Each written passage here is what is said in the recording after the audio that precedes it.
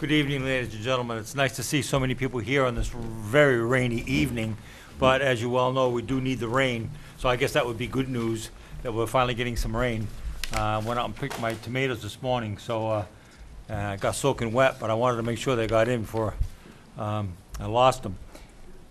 At this particular time, I'd like to welcome everyone again to the October 1st meeting, the regular school committee meeting, and at this, as part of our tradition, is there anyone that would like to address the school committee at this particular time? Yes, come forward, please. There's no place for him to sit. Can you have him come down to the one that Sure. might go by the computer? Sure. If you could just move in one right over here, it'd be fine, or whatever. That's good.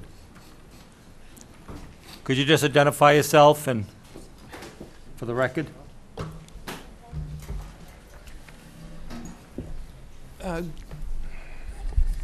Good evening. My name is Brian Fitzgerald. I'm a 5th grade social studies, English language arts, academic engagement teacher. I'm also the president of the Wareham Education Association, and before I say anything, I want to make clear I'm here in my first capacity.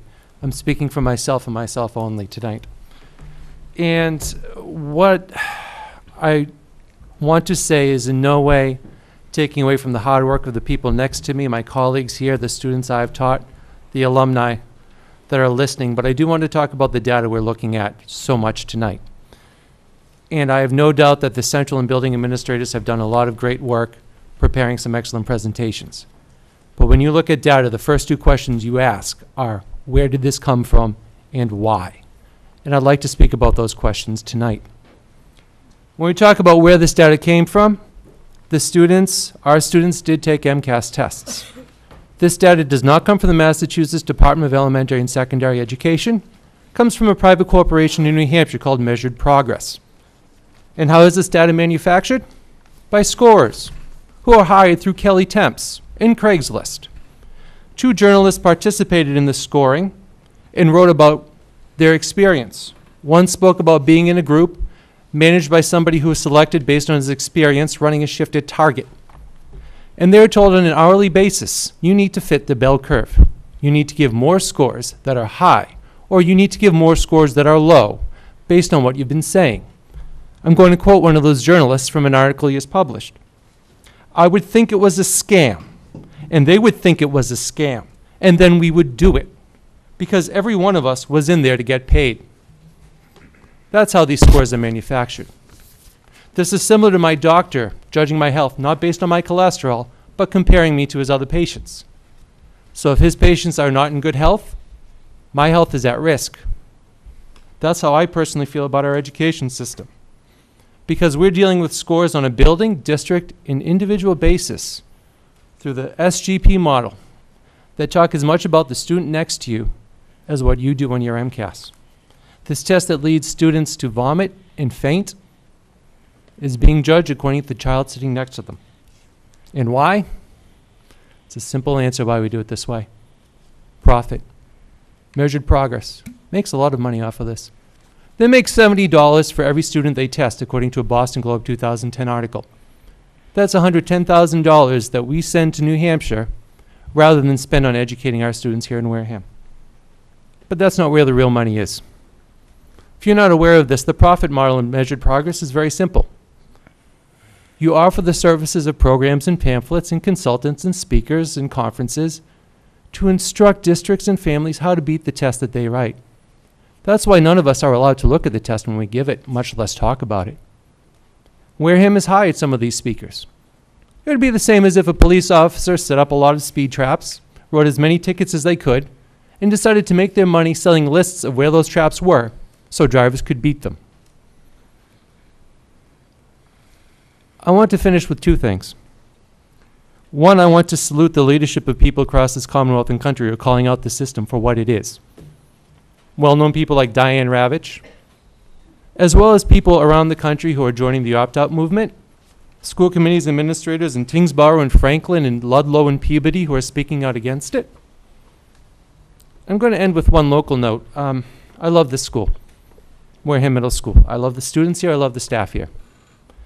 So when the district and the state published their data. I looked it up that first night. We've had some ups and downs in this school. As you know, we're in our 4th principal in 36 months. I looked at the department analysis and research tools that Massachusetts provides, and they told me we've had 0% principal turnover since 2009. That's the data we're looking at tonight. Thank you. Thank you. Thank you, Mr. Fitzgerald, for your insight.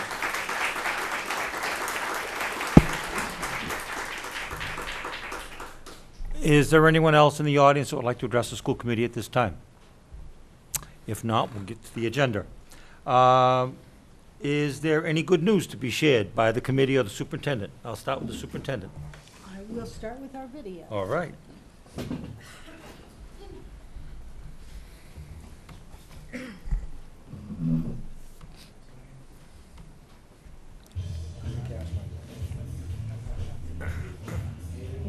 All my classes, all my teachers have helped me out a lot.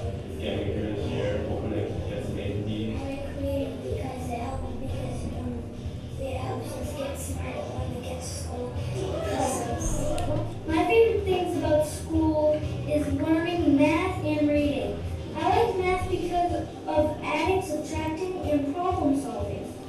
Reading I also like because you take an adventure through books. Probably just all the new classes I've got. I like the teachers that I have, and I like the friends that are in my classes. And some classes like geometry and Spanish aren't exactly like easy, but the teachers make it easy. The thing that I really like about school is math because it has a lot of challenging facts. And I like challenges a lot. Art, because she teaches us how to draw a lot of things. Gym, because you get to play fun things. That would be reopening the school store. My favorite subject in school is science because I like to write about animals that live in it.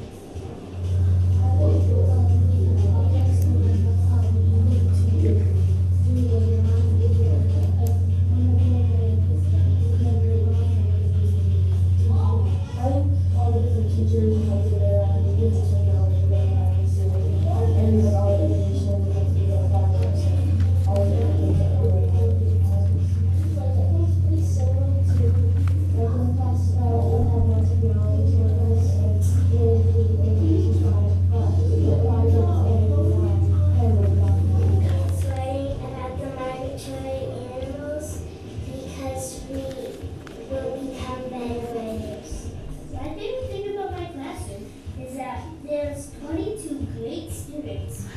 Some of the students are my friends. Leandro is an awesome student, and Mrs. Sims is the best teacher I've ever had. Everything.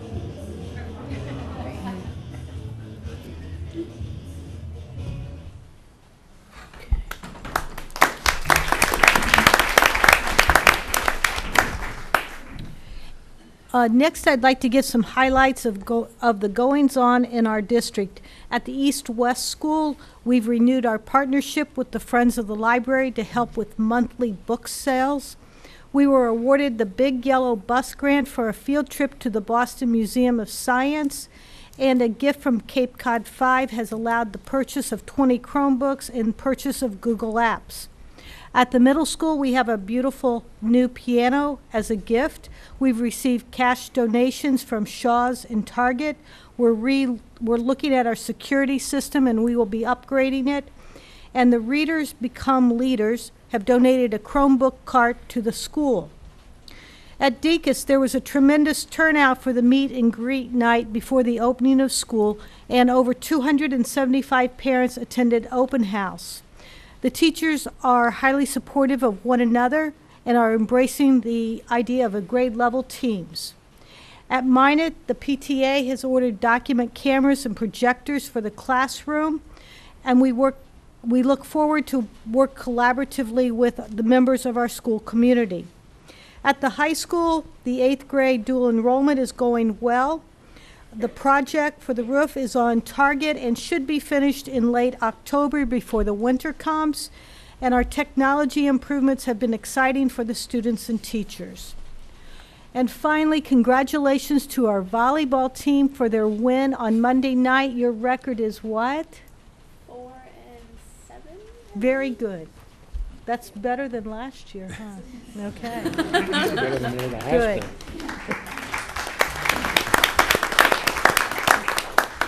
Thank you. Anyone else on the committee have good news at this particular time? Mr. Lazarus? Thank you, Dr. Sylvia. I was kind of surprised to see this headline in this is Monday, September 29th, 2014, Boston Globe. Fewer schools win top rating. I say, wow, fewer schools.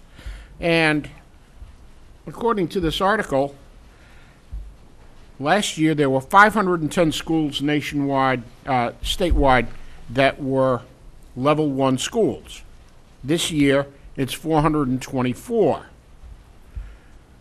Wareham High School is one of them. And for all the naysayers out there, Wareham High School has maintained its level 1 rating, whereas some of our very close neighbors have not. Very close neighbors, like in the next town. Let's not be vague, Mr. Lazarus. Don't be vague. Old Rochester, now a level 2 school. So I think that we should be very proud of what's going on at the high school. And for all those, as I say, naysayers that say Wareham High School is not academically sound, we're a level 1 school, part of that group of 424 schools statewide. And as this article said, that number went from 510 to 424. And I don't care how you fool with the numbers, we're still a level 1 school. Thank you. Thank you, Mr. Lazarus. Anyone else at this particular time? Anyone else with good news at this particular time? All right, moving along. We'll have the minutes of the meeting of September 17th. And before we get to the approval, I would like to publicly thank my co-chair for moderating that meeting. I did a combination business pleasure trip. I was on Martha's Vineyard, so I really appreciate him stepping in. So thank you very much, Mr. Flaherty. At this time, I'll entertain a motion to accept the minutes as presented. So moved. I have a motion. Second. I have a second. Is there any discussion on the minutes? All those in favor? Aye. Aye. Opposed? Abstain? I'll abstain. The vote is 401. Thank you very much, ladies and gentlemen. Next on the agenda is the report on the MCAST results. If you notice on the agenda, I'm going to kind of take a little chairman privilege. If you notice on the agenda, we've allocated 1 hour for this presentation. But as I went through my packet, I saw there were a heck of a lot of slides. So I would ask that, if at all possible, make your point. But yet, let's try to keep it as brief as possible and try to get through it within the hour limitation, if that's okay. But I do want to publicly thank all of you for being here this evening to make this presentation, and all of you in the audience that work so hard to make Wareham Public Schools what they are. You know, not to take part of the hour, but I would be remiss if I didn't, again, spouse my love for Wareham Public Schools and my commitment to Wareham Public Schools.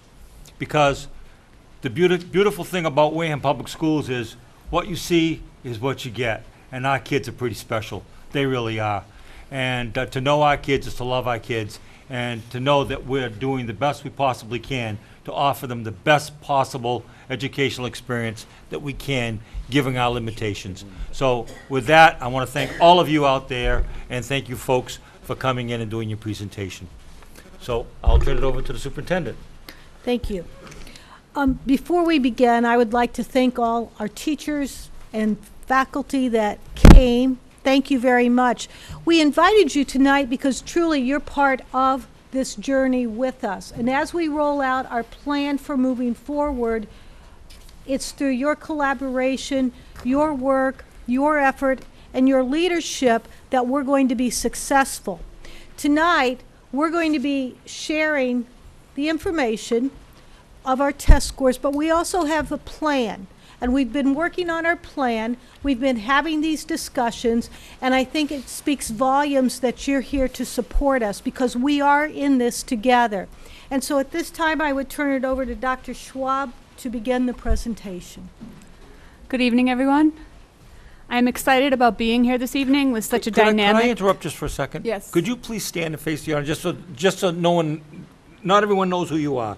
Dr. Andrea Schwab is our new curriculum director, so just so they put a face with a name. Thank you. I think I've met her. I know, but just in case, Yes. because the audience is seeing the back of your head. I know, it's bad, right? I could switch places with No, them. that's fine. That might be nice. I don't think they would.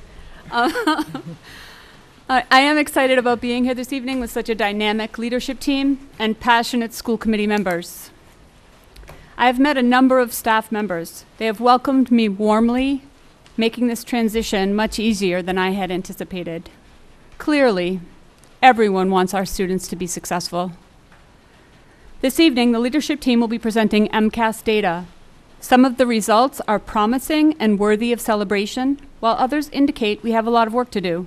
We are prepared to continue our commitment to our students and will address part of our plan moving forward tonight. My office is responsible overall for the scores indicated. It is our collective goal that, with our hard work, collaboration, and commitment, the conversation will be different next year.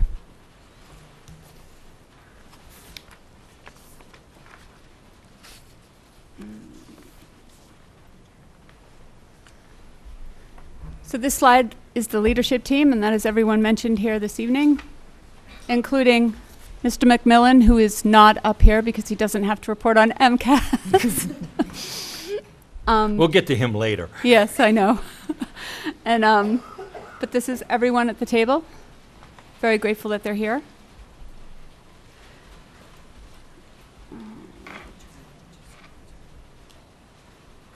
Sorry, I'm used to Mac. Okay. I'd like to remind the school committee of the pillars for our strategic and school improvement plan.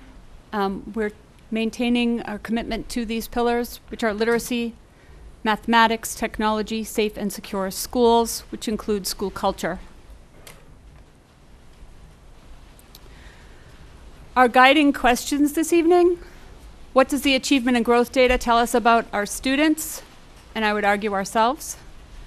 How can we use this data to inform decisions regarding current curriculum and instructional practices and offer best practices to ensure our students will be engaged in thoughtful educational experiences and be prepared to contribute to the world?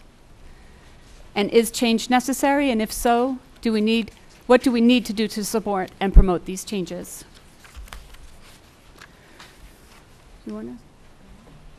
So this is just a distribution of our students through the schools. You had that in your packets, I believe. Basically gives you the percentage of where each child is with a new configuration. And these were our demographics last year. So students with disabilities is the SWD, and then the non-disabled. So we have 22% students indicated as having disabilities, and our low-income population and free and reduced lunch combined is 54%. I'm going to turn it over to Dr. Marks now to talk about the next slides. Good evening. Good evening, Dr. Marks. Good evening, Chairman, members of the school committee, Dr. Shaverhood, and members of our schools. Thank you for being here. Examining the data related to students with disabilities over the past several years makes clear several pertinent points. Performance in this subgroup has been weak and relatively unchanged. Addressing the needs of these students and improving their educational achievement has to be made our highest priority and given all our effort. A plan for growth for students with disabilities must be comprehensive and take into consideration all the best practices in the area of instruction, and also be focused on addressing each student's individual needs through the individual education plan process, otherwise known as the IEP process. I'm pleased to present to you the special education plan aligned with the 4 pillars that the special education leadership team has developed in collaboration with our staff. We've discussed it and shared it with them, especially over the last week or so, and I would like to share it with you now.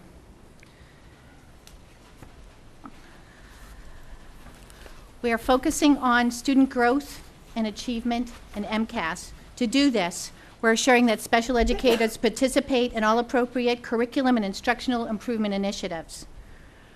We're creating a protocol for special education data review that includes general education data sources, considers students' special education evaluations, and curriculum-based measures when creating their IEP goals. So we're trying to bring all those pieces of data together instead of allowing them to live apart. So we will continue to work with special educators and special education staff to examine MCAS data for students with disabilities, to build on strengths and identify areas of needed focus. The outcome would be a change in instruction for some students and also identify needs professional development for some of our educators. We will provide professional development to increase educator capacity. We're assuring special educator involvement in curriculum area PD. We want to provide professional development to enhance specialized literacy instruction in order to meet a range of students' needs district-wide. We're refreshing our math program understandings and investigating additional resources. Another goal is to support best practices as well as compliance in designing of children's individual student educational plans or individual education plans, otherwise, like I said, known as IEPs. What we've begun this year is to embed a district-level support system and oversight system, which is something different. Schools have done a wonderful job and created personality and ways that they manage the special education system, and we've now centralized it. And we're reviewing all our practices for improvement. So we have a district-level team of chairpersons and leaders who are going to conduct regular meetings in consultation with school-based practitioners. Team chairs are also reviewing practices and compliance. I review all student plans to provide feedback. We're in the process of updating our policy and procedures manual. When it comes to individualizing students' IEPs, we are working to understand completely how special education testing aligns with understandings and outcomes from MCAS, and how we can design the best instruction for these students to improve. We're going to use clear terms and measures when we write these IEPs and we make our plans. We're going to improve the use of assistive technology. We're focusing on providing a continuum of services in each school, and what that means is we're not going to be an inclusion model or a pull-out model or a substantially separate model, but provide a range of service. We recognize we have students with us who have a range of needs. So we've been in the business of identifying service delivery gaps and working with principals to find ways to fill those gaps. We've been addressing the social, emotional, and behavioral programming needs of students in our district and made some very big changes. We now have a team at the district level that supports our behavioral programs and also is working to extend capacity of educators and building level folks. We're embedding a positive behavior model. And we're going to continue to provide ongoing support and bring in a consultant to work with us and do, and I always forget this, we do walkthroughs once a month and case reviews for students with whom we are working more closely.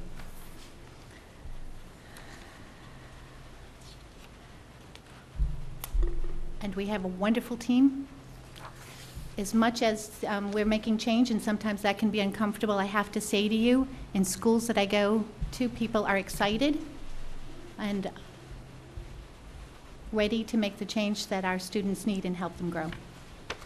Thank you. Thank you.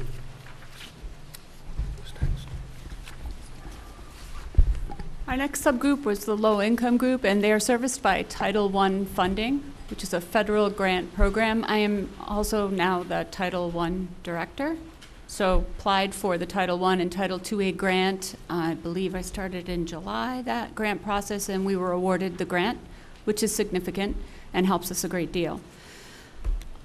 So these are the results of our English language arts for our low income. And for math,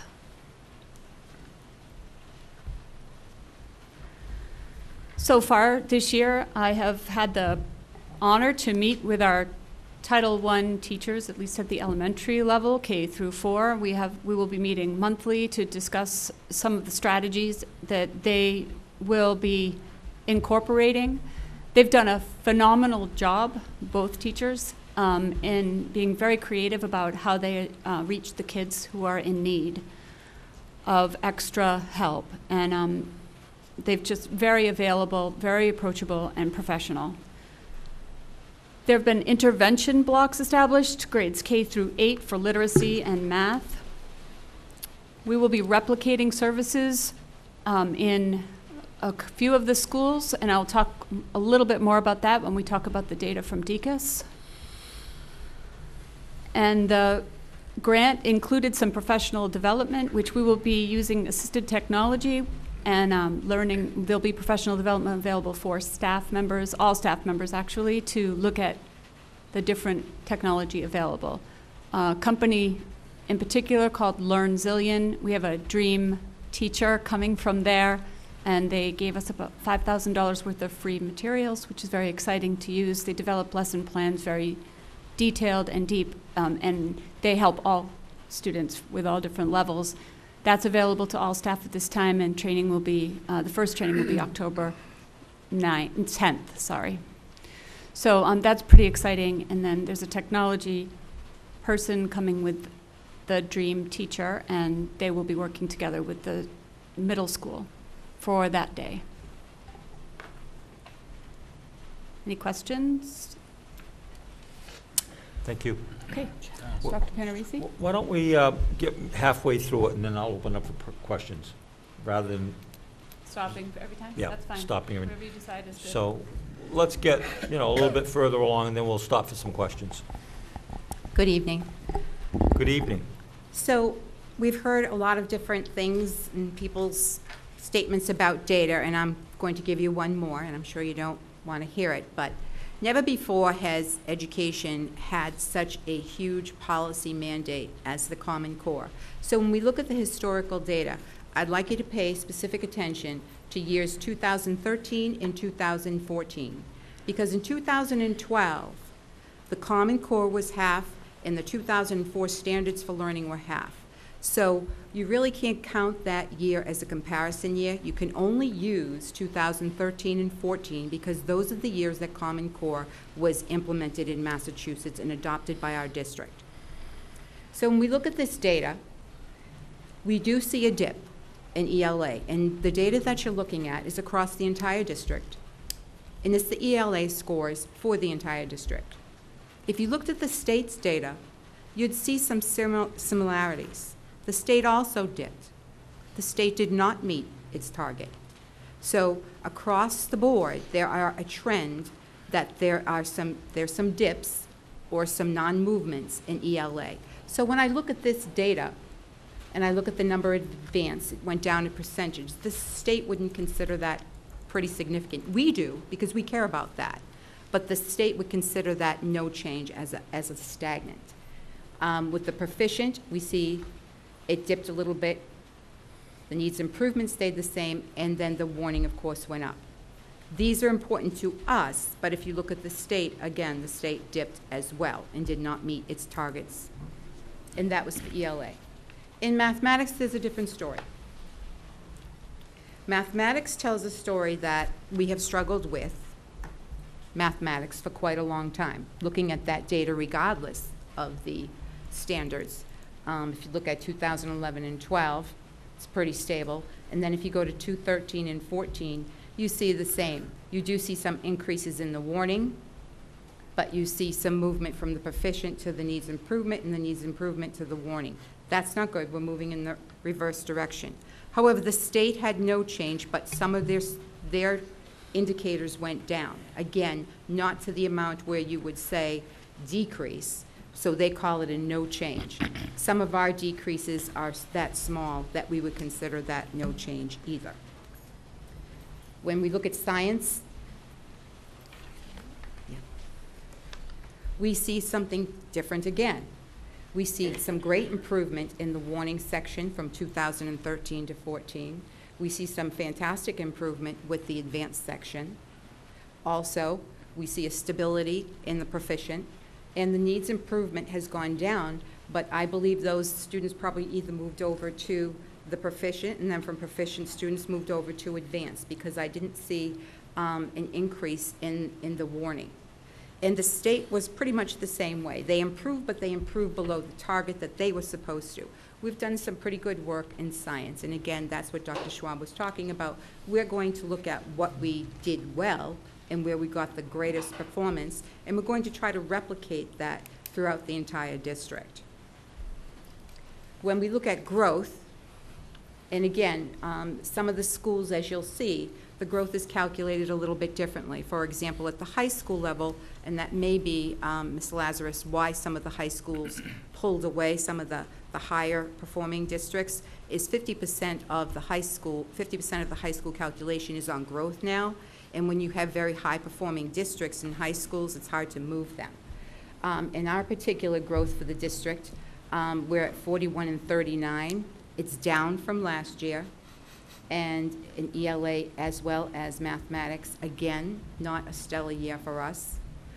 But I would like to bring to everybody's attention what Commissioner Chester had made a comment in the Boston Globe several weeks ago when he commented that the higher performing districts really aren't moving their kids. And other districts are trying to win this battle of children of high needs, of which, if you look at ours historically, our category has increased to 62.2% high needs. So the shift is clearly on the other end. It's the same thing with special ed, and it's the same thing with low income. So when you look at all those indicators, as we're trying to move ahead forward, our high needs population is increasing, and increasing at a dramatic rate when you look at it from 5 years ago. And then what happens is we have decreasing funding. So we have an unfunded mandate for Common Core. We have these incredibly wonderful Common Core standards, but it's difficult to achieve the growth in the performance levels that we want and that we work hard for, because every time we turn around, every year, those subgroup categories are growing larger and larger, and they become a greater portion of our population.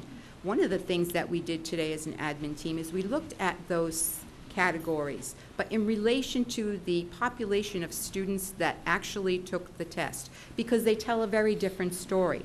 For example, if we looked at one of the schools, the testing population was 29% students with disabilities, when the actual district percentage is 22. So that's a big difference. In each year, there's a different cohort of students that makes up which children are identified with disabilities, which children are identified as low income. So to look at it with the most clarity of lens, we have to say, who are the children that were taking that test? What categories, at-risk categories, do we have? And then we kind of take a look at our progress that we've made thus far. So that's my spiel. Who's going to talk about the plan? Right now. You are? Okay. After that, then I'll open it up for some questions from the committee, okay? Sure. So far, a quick review of the plan ahead as we look at the pillars and we look at where we're heading.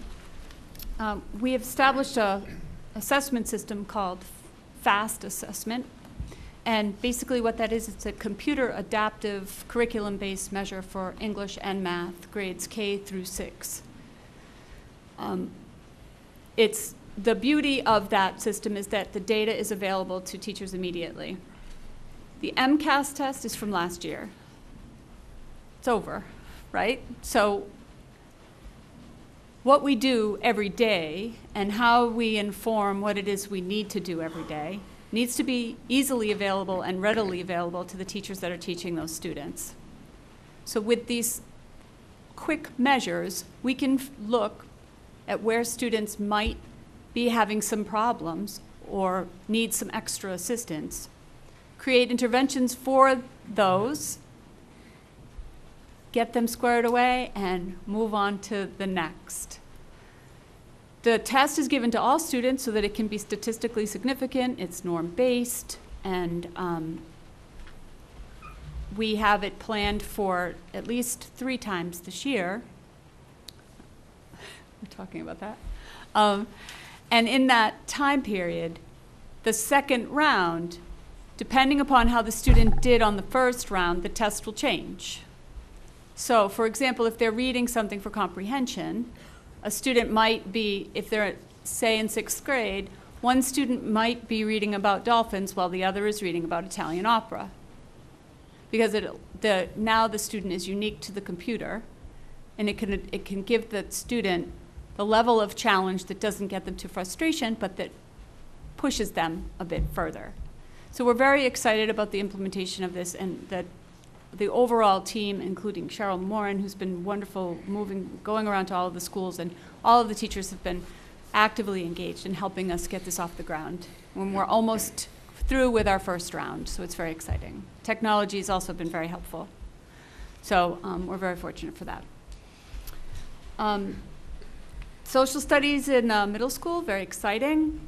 We had our first meeting this week, and we've generated some wonderful conversations, and I think overall we're very excited about the possibility of looking at that a little bit more deeply and looking at the direction that we'd like to go.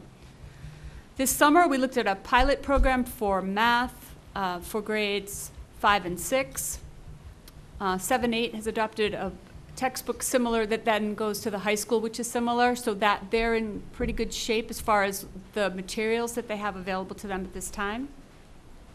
5th and 6th, we're using everyday math, and in particular for 6th grade, it's not as effective, and they actually admit that themselves, and the older version is not aligned 80% to the Common Core. So 80% of the program does not align to the Common Core. So that being said, we've started a pilot program.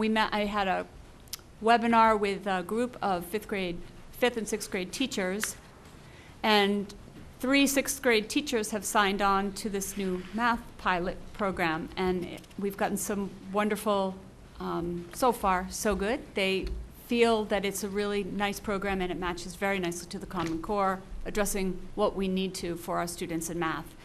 And 1 5th grade teacher has signed on, and there's another one who's interested. I think maybe 2 more that are interested. So it seems to be organically catching on in the school, which is exactly, in my opinion, the best way.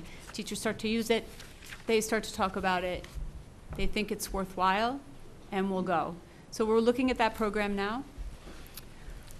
We're highly engaged in some Google training, which will be exciting for writing and for many other, I know Chris has been involved with the high school in Google Classroom, and there are a lot of exciting things going on around that. I've outlined professional development for the entire year with a focus of the pillars in my mind. It is draft because it's school, and much is often unpredictable. However, there is an outline, and everyone is privy to that outline. All the principals have a copy of that calendar. We've met with many groups, principals, ILs, department heads, curriculum leaders, Title I, and I am learning a lot, constantly collaborating, taking information in, hopefully creating systems that will help everyone. And we've established some protocols. We've begun to establish protocols for looking at data, not only MCAST data, but also the formative data that we collect during the school day, both formal and informal, because it's all important. To me, it's all about the story around those numbers. So there's a lot more to the story than a number. I'm not saying that the numbers are not valuable. They are extremely valuable to inform our instruction and where we want to head and go, but it isn't the whole story. So I'm a believer that the more information we can get for teachers in the moment, the easier it is for them to access. With proper strategies and interventions, we will move students forward, which is important. The STEAM Academy is going well, and I will let Dan talk about that some more. And we're trying to integrate systems to connect devices to curriculum. So I've been attending the technology meetings, and we're looking at distributing technology to support curriculum specifically, and how that's going and where these devices need to go, and then how they will be distributed equitably with curriculum first and foremost in mind. Good? Good, thank you. At this time, Mr. Sweat, do you want to ask the first question? No. Good evening, and thank you for being here, everybody. First, I'd like some clarification with respect to the value of these numbers. We have at the central office now 4 doctorates in education, a highly educated group. Is there anybody who believes that these numbers aren't meaningful? I believe they're meaningful. Is there anybody who doesn't believe they're meaningful? So that when the high school gets to level 1 based on these numbers, it's meaningful. Yes? Yes. Good. I'm glad to hear that. Dr. Marks, you made a statement about, and I'm not trying to put words in your mouth, so please correct me if I'm wrong, that we needed to, it sounded like we needed to do a better job aligning our curriculum to the MCAST process. And that was part of the reason that we weren't seeing improvement over the 4 years that you put in front of us. Is that an accurate interpretation of what you said? I can't speak for the 4 years, but I do think that we need to work more diligently in finding out what's worked in the past for students with disabilities and non-disabled students, at looking at MCAST data and also looking at students' disability and the data related to that and how we're driving instruction for them. So I know that maybe this is a chicken and the egg type of situation, but you see data that isn't good, you analyze it, you and the whole team analyze it, and then you try to adjust the instruction and the curriculum so that it's going to produce a better result. Yes. But by that, I assume you mean not only a better result on the test, but also a overall better educational experience for the student. Exactly. And do you see those two goals as incompatible?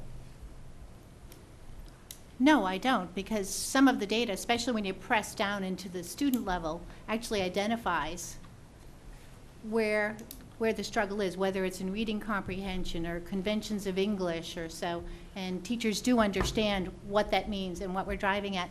More what I was talking about with students with disabilities was that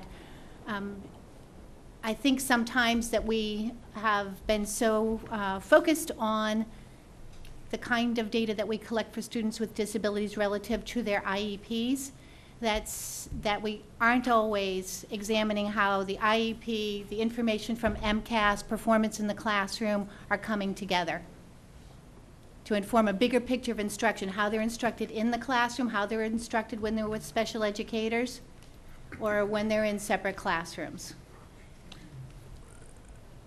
Dr. Schwab, would you also agree that there's no incompatibility in the effort to create a great educational experience and also to do well on the assessments? I agree. Thank you. Thank you, Mr. Chair. Next, anyone else want to address? Yes, Mrs. Vugan. Hi, everyone. Thanks again for being here, and I'll echo what everyone else has been saying, that it's nice to see the group in the audience. For the students that are on IEPs, are there discussions when looking at additional help that might be needed outside of the school day, meaning whether it's after-school programming or technology or non-technology that can actually be sent home. So do we not only take a look at the students that are struggling and talk about what we can do with them in the classroom, but also outside of the classroom? So our responsibility is essentially in the classroom, but there are certainly students' needs that extend beyond the school day. So we have provided technology that goes home. In some cases, we have students who receive home services for certain issues.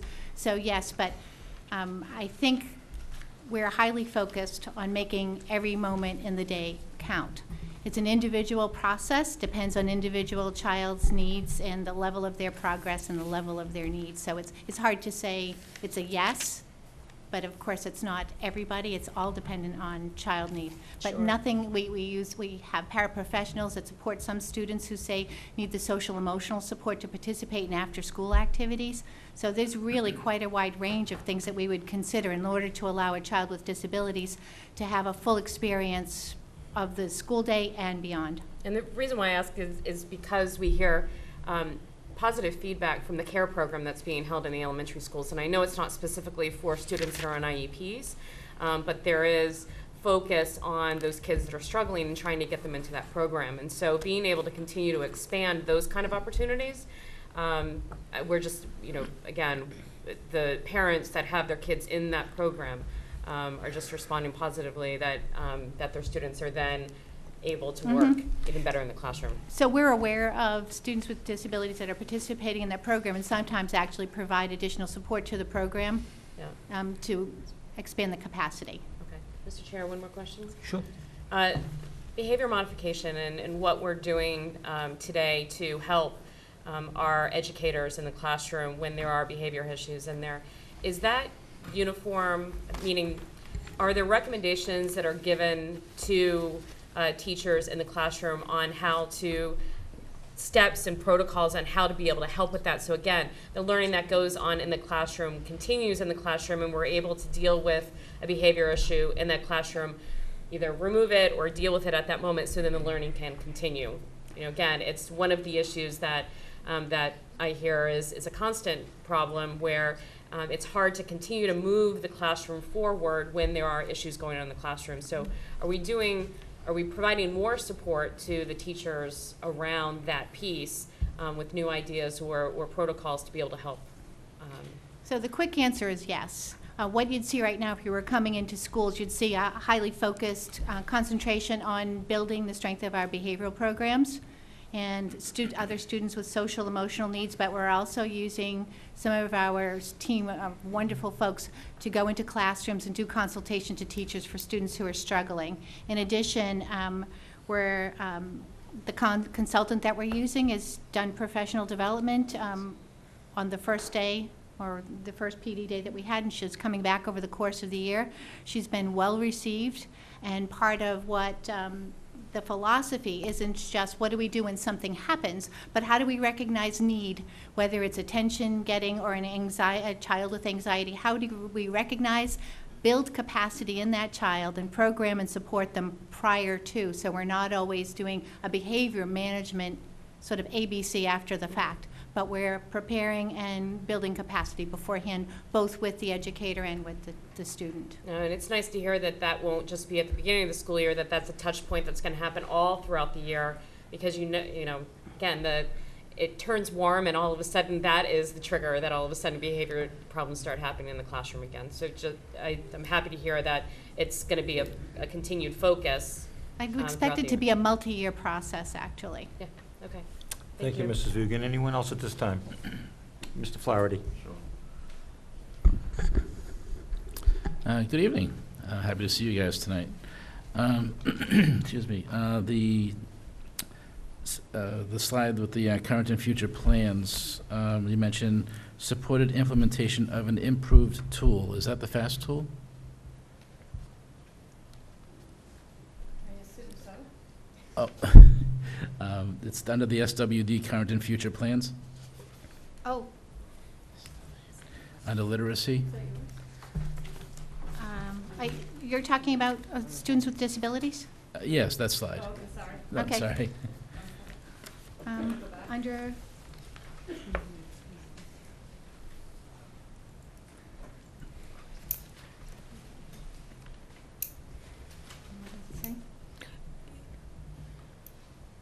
under literacy? Yes.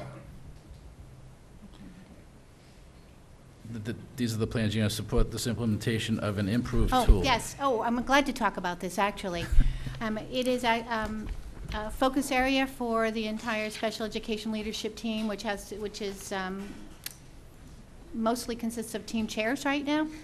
Because when we talk about the educator evaluation process, when we talk about student learning goals, we are a little bit removed from it. So we were trying to figure out the strongest way to support teachers as they look at data.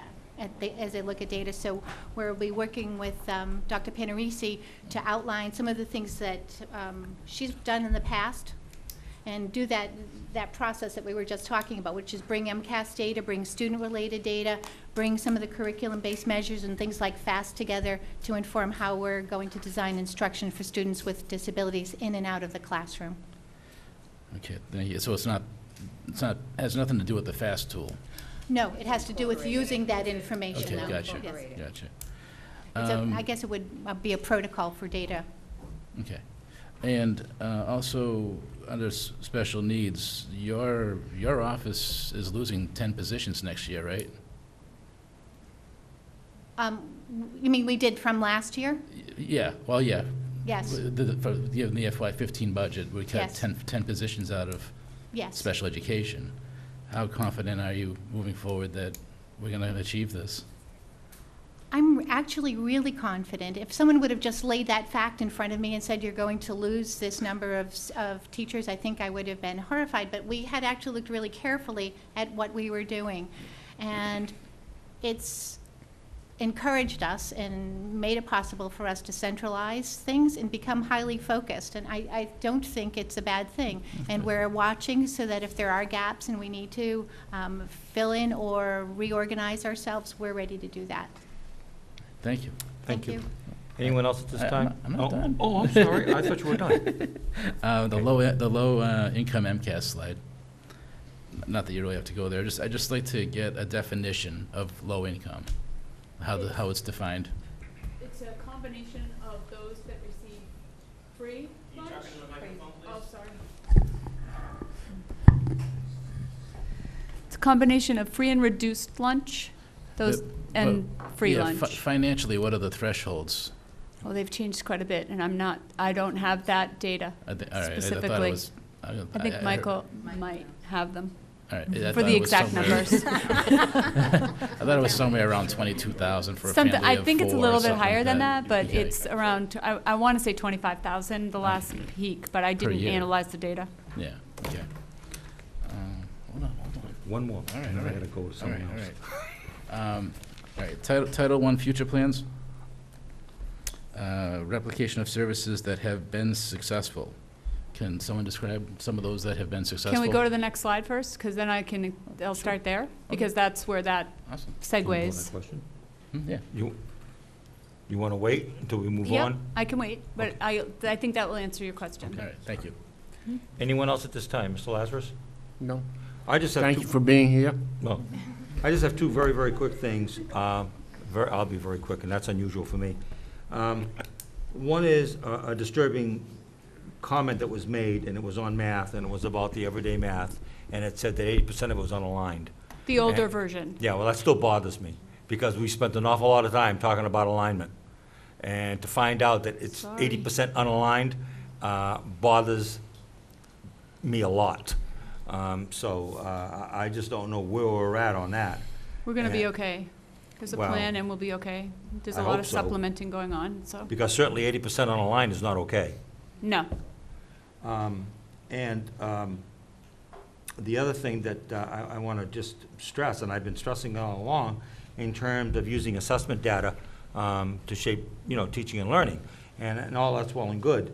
But for the most part, we want to use our assessment to see how accurate and how precise we're following the standards and the strands as we teach our lessons.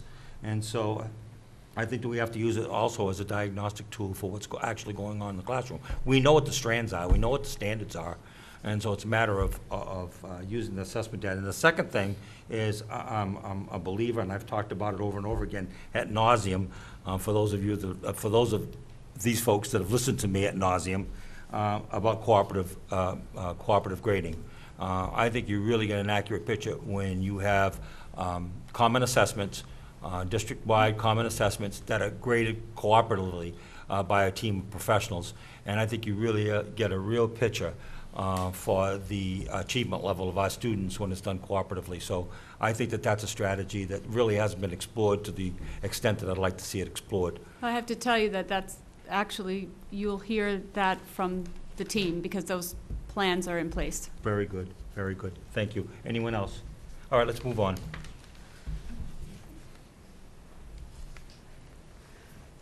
So this is data that I'm actually don't really deserve to report on because I wasn't here. However, as an outsider coming in, I believe I had access to the data right away, even before I started working here in Wareham Public Schools. So I'm outside the district and I'm looking at it from a, I guess, completely objective, not knowing anyone except for Dr. Chaverhood, that was it, and really had no idea about much of anything else. And when I saw the numbers at DCAS, I was pleasantly, not necessarily surprised, but I was amazed at what had happened there in a very short period of time, from where they were to where they went. And soon as I entered my office and I started to ask that question, I met Dr. Panarisi, and one of my first questions, I believe, to her was, what did you do over there to have or help that to happen? The leaders and the teachers of DCAS school really deserve to be celebrated for this. The improvements made were astounding, and we were so fortunate that they've joined the Minot School to continue with this level of success. They moved their school from a level 3 to a level 2, which is not an easy feat, I might add. And the growth was unbelievably commendable. In math, I believe the numbers were up to 80% growth, and in English, they were over 60% growth, which by the key given by the Department of Education is exemplary. So I want to congratulate them and their hard work and some of the strategies that they did, but the data is pretty amazing. So I just thought that needed to be stated. So in the replicating of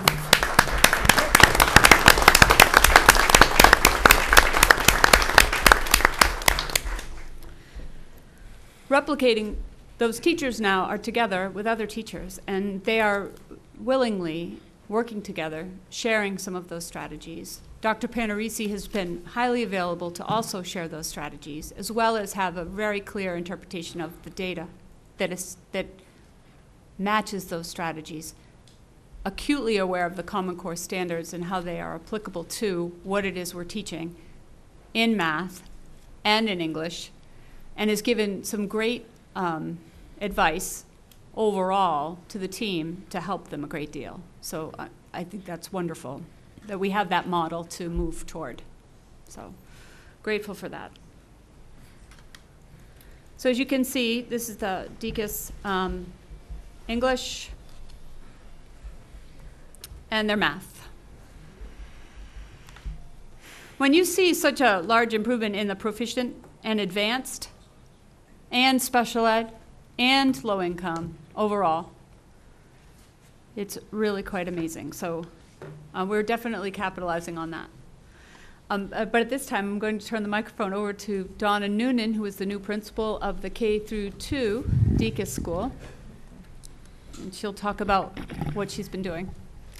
Good evening, everyone, and it's a pleasure to see you all again. And I want to thank DCAS staff members for coming out tonight, as well as all of the other folks that are here this evening, because it does show us that all of the work that we do from kindergarten on up really matters.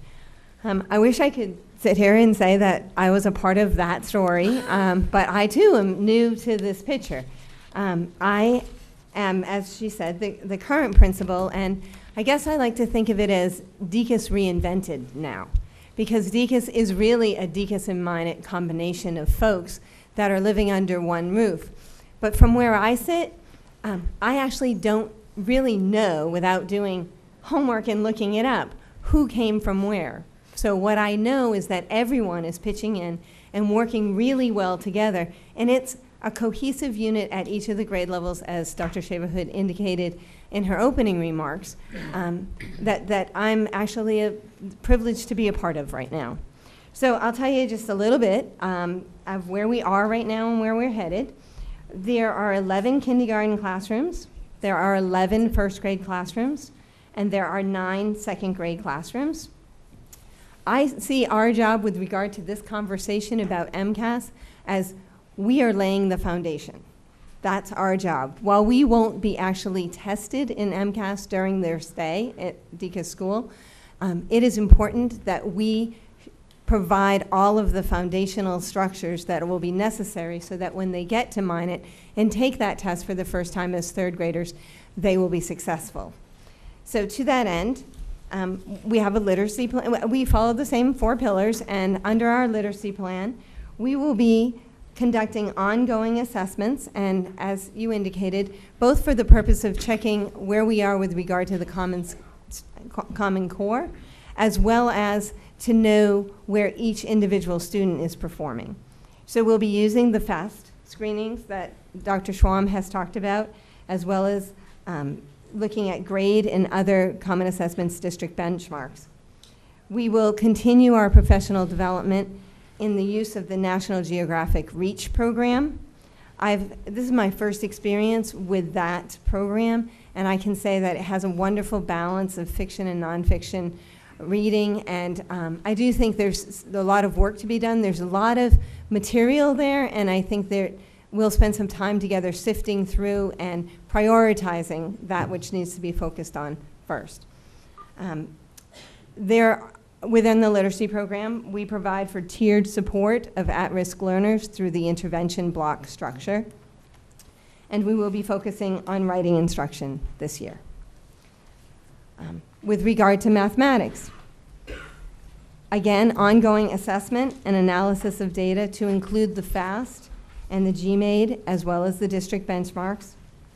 We will continue professional development in the use of everyday math, but at the same time, again, we will be looking at what we need to do to supplement it or to investigate what are the possibilities so that we are aligned directly with the Common Core.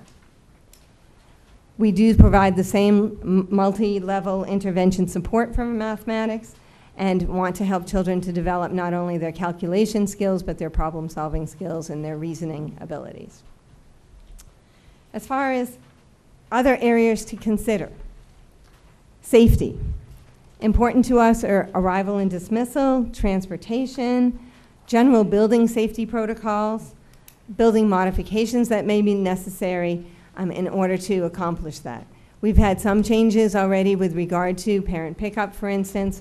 We have intercom systems being placed into rooms that are new teaching spaces, and we're talking about things like a flashing light or alarm system on the exterior of the building in the event of lockdown or emergency preparedness for students.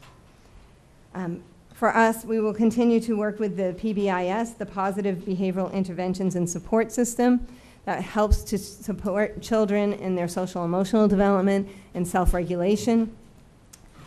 We will be family involvement. I think when you think about a K-2 school, you best be thinking about family involvement. It's evidenced by the number of parents that we had that turned out for our open house and our meet and greet, that they do care about what their children are doing and what they're learning, and we need to keep that ongoing relationship with them alive and keep fueling that so that they have those connections into the next school and the school and the school after that. So again, that's our job, is to make them feel secure and comfortable, to give them the knowledge base about what it is that we're doing with their youngest children, and then to continue that as they move on up through the grades. Lastly, I wanted to talk about the STEAM project. I know we hear a lot about the STEAM Academy and the role that it plays in the middle school and the high school, but we were fortunate this year as we looked to provide specialist time, and when I say that, I mean the equivalent of art, music, physical education. We had a period of time where we needed to provide basically preparation period for the teachers, but along with that, and foremost, we needed to have a meaningful experience for children for the 40-minute period. So we looked at possibilities, and from that, we're actually piloting a K-2 STEAM project. So we have fortunate to hire a wonderful teacher who has experience as a K-4 science specialist and works and has done some work and continues to work with the Museum of Science. But she's bringing all of those ideas of STEAM into the classroom for kids. And again, how better to have things come alive, how to foster creativity and curiosity in our earliest learners. And that, too, is our big job. Our job is to make children want to come to school on a daily basis and to be talking about what they're doing at school and to be excited about what they're learning. And to that end, our other special is a literacy block. We're making use of the library, the books in the library, and using a teacher to acquaint children with different author studies and to really develop a strong variety of literacy experiences for children. And through this whole process, it's very, very important that we keep our connection with Mine at School, and that our teachers and their teachers are talking and having the same conversations. We want there to be common threads that are started at Deacon's School, but continue through Mine at School. We need a common language when we talk about a lot of these academic core areas, as well as the areas that promote learning in all aspects of a child's life, including social and emotional, and really thinking about that whole child learning experience. So thank you. I know it calls for questions now, but I'd like to get to the elementary level at this time, so if we can go on to mine, and then we'll stop and have some questions. Thank you. Good evening, everyone. I Good too want to evening. thank the teachers that have come out this evening after putting in a very long day. So unlike last year, we have a different story that we're here to present to you. So when you look at the data for Minot Forest, we see that we have made declines in several of the areas.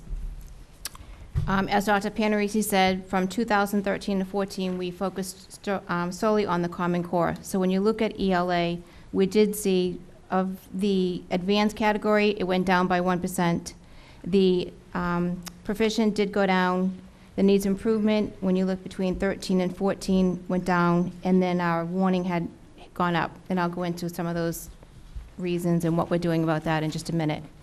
When you look at math, again, looking between 2013 and 14, we do see some decreases. Our proficient did increase, which is good news. However, the needs improvement went up and our warning went up. So again, I'll be addressing that. So when we look at, that's the data we have and where we're going from here, and we look at our current and our future plans.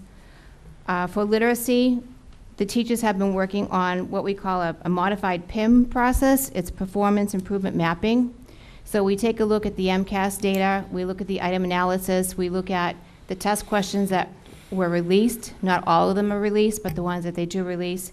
And we look at like the top 5 areas of the questions of where we really did poorly in, and we try to dissect why that happened. I love the fact that we have the DECA staff with the Minot staff this year. I too want to congratulate them on their success.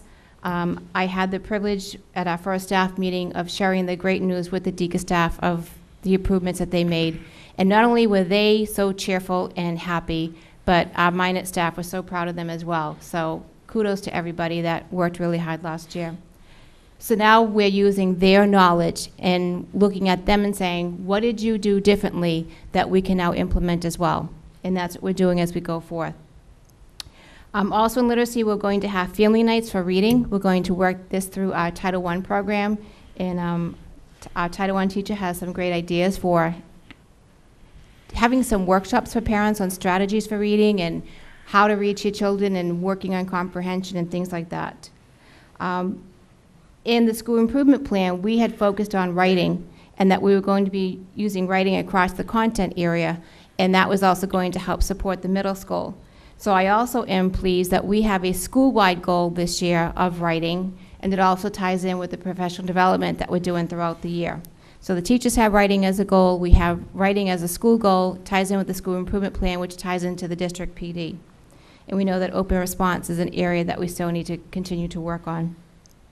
We also are using the FAST assessments. We're just about finishing up. We have some makeups to do. We're trying to finish up on the math of that.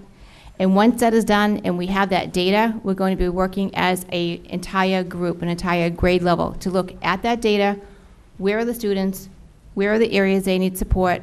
What do we have for supports for those students, and then who's going to do that? So sort of like an action plan. We are going back to the discussion of the Walk to Read program. So when we have our intervention time, having the students move in the grade level through the teachers so that teachers have focused areas on skills, and using those interventions with that particular group of students who have a weakness in that area, rather than having the classroom teacher try to have maybe 5 different groups going on at one time. So really streamlining that. For mathematics, again, we looked at the PIM process for math. Where were we, what happened, and what do we need to do to improve that. Some of the things that were different in our discussions that we've had is with everyday math last year, we focused on Common Core, but we also focused on the spiral, so that when a skill is introduced in one grade level, then it spirals into the next grade level. So we did both, whereas DECA's focused solely on Common Core, so we're making that change this year in our math. In the grade 4 teacher goals, they're looking to have family nights for math instruction. So often we hear a family say, I don't know how to do that math. They can do the standard computation, but the math is so different now, and it's more on the thinking stage, that they're looking for that help. And when we have our open house and I have the surveys and what can we do to help you, math is always one of the areas where they say they could use some extra help with. And so that's a great goal. The FAST assessment also covers math, so again, we'll be looking at that, and we're looking at the data.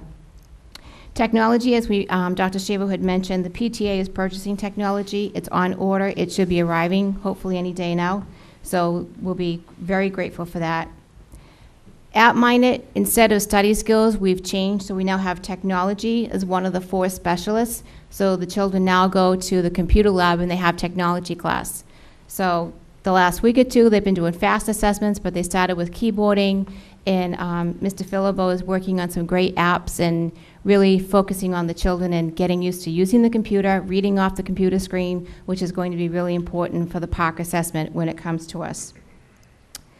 The FAST assessment has been done not only in the computer lab, but our Title I teacher, our instructional leader have been going into the classrooms and administering the 3-minute part of the reading, and we call them the SWAT team, the school-wide assessment team. So they go in, they do the quick assessments.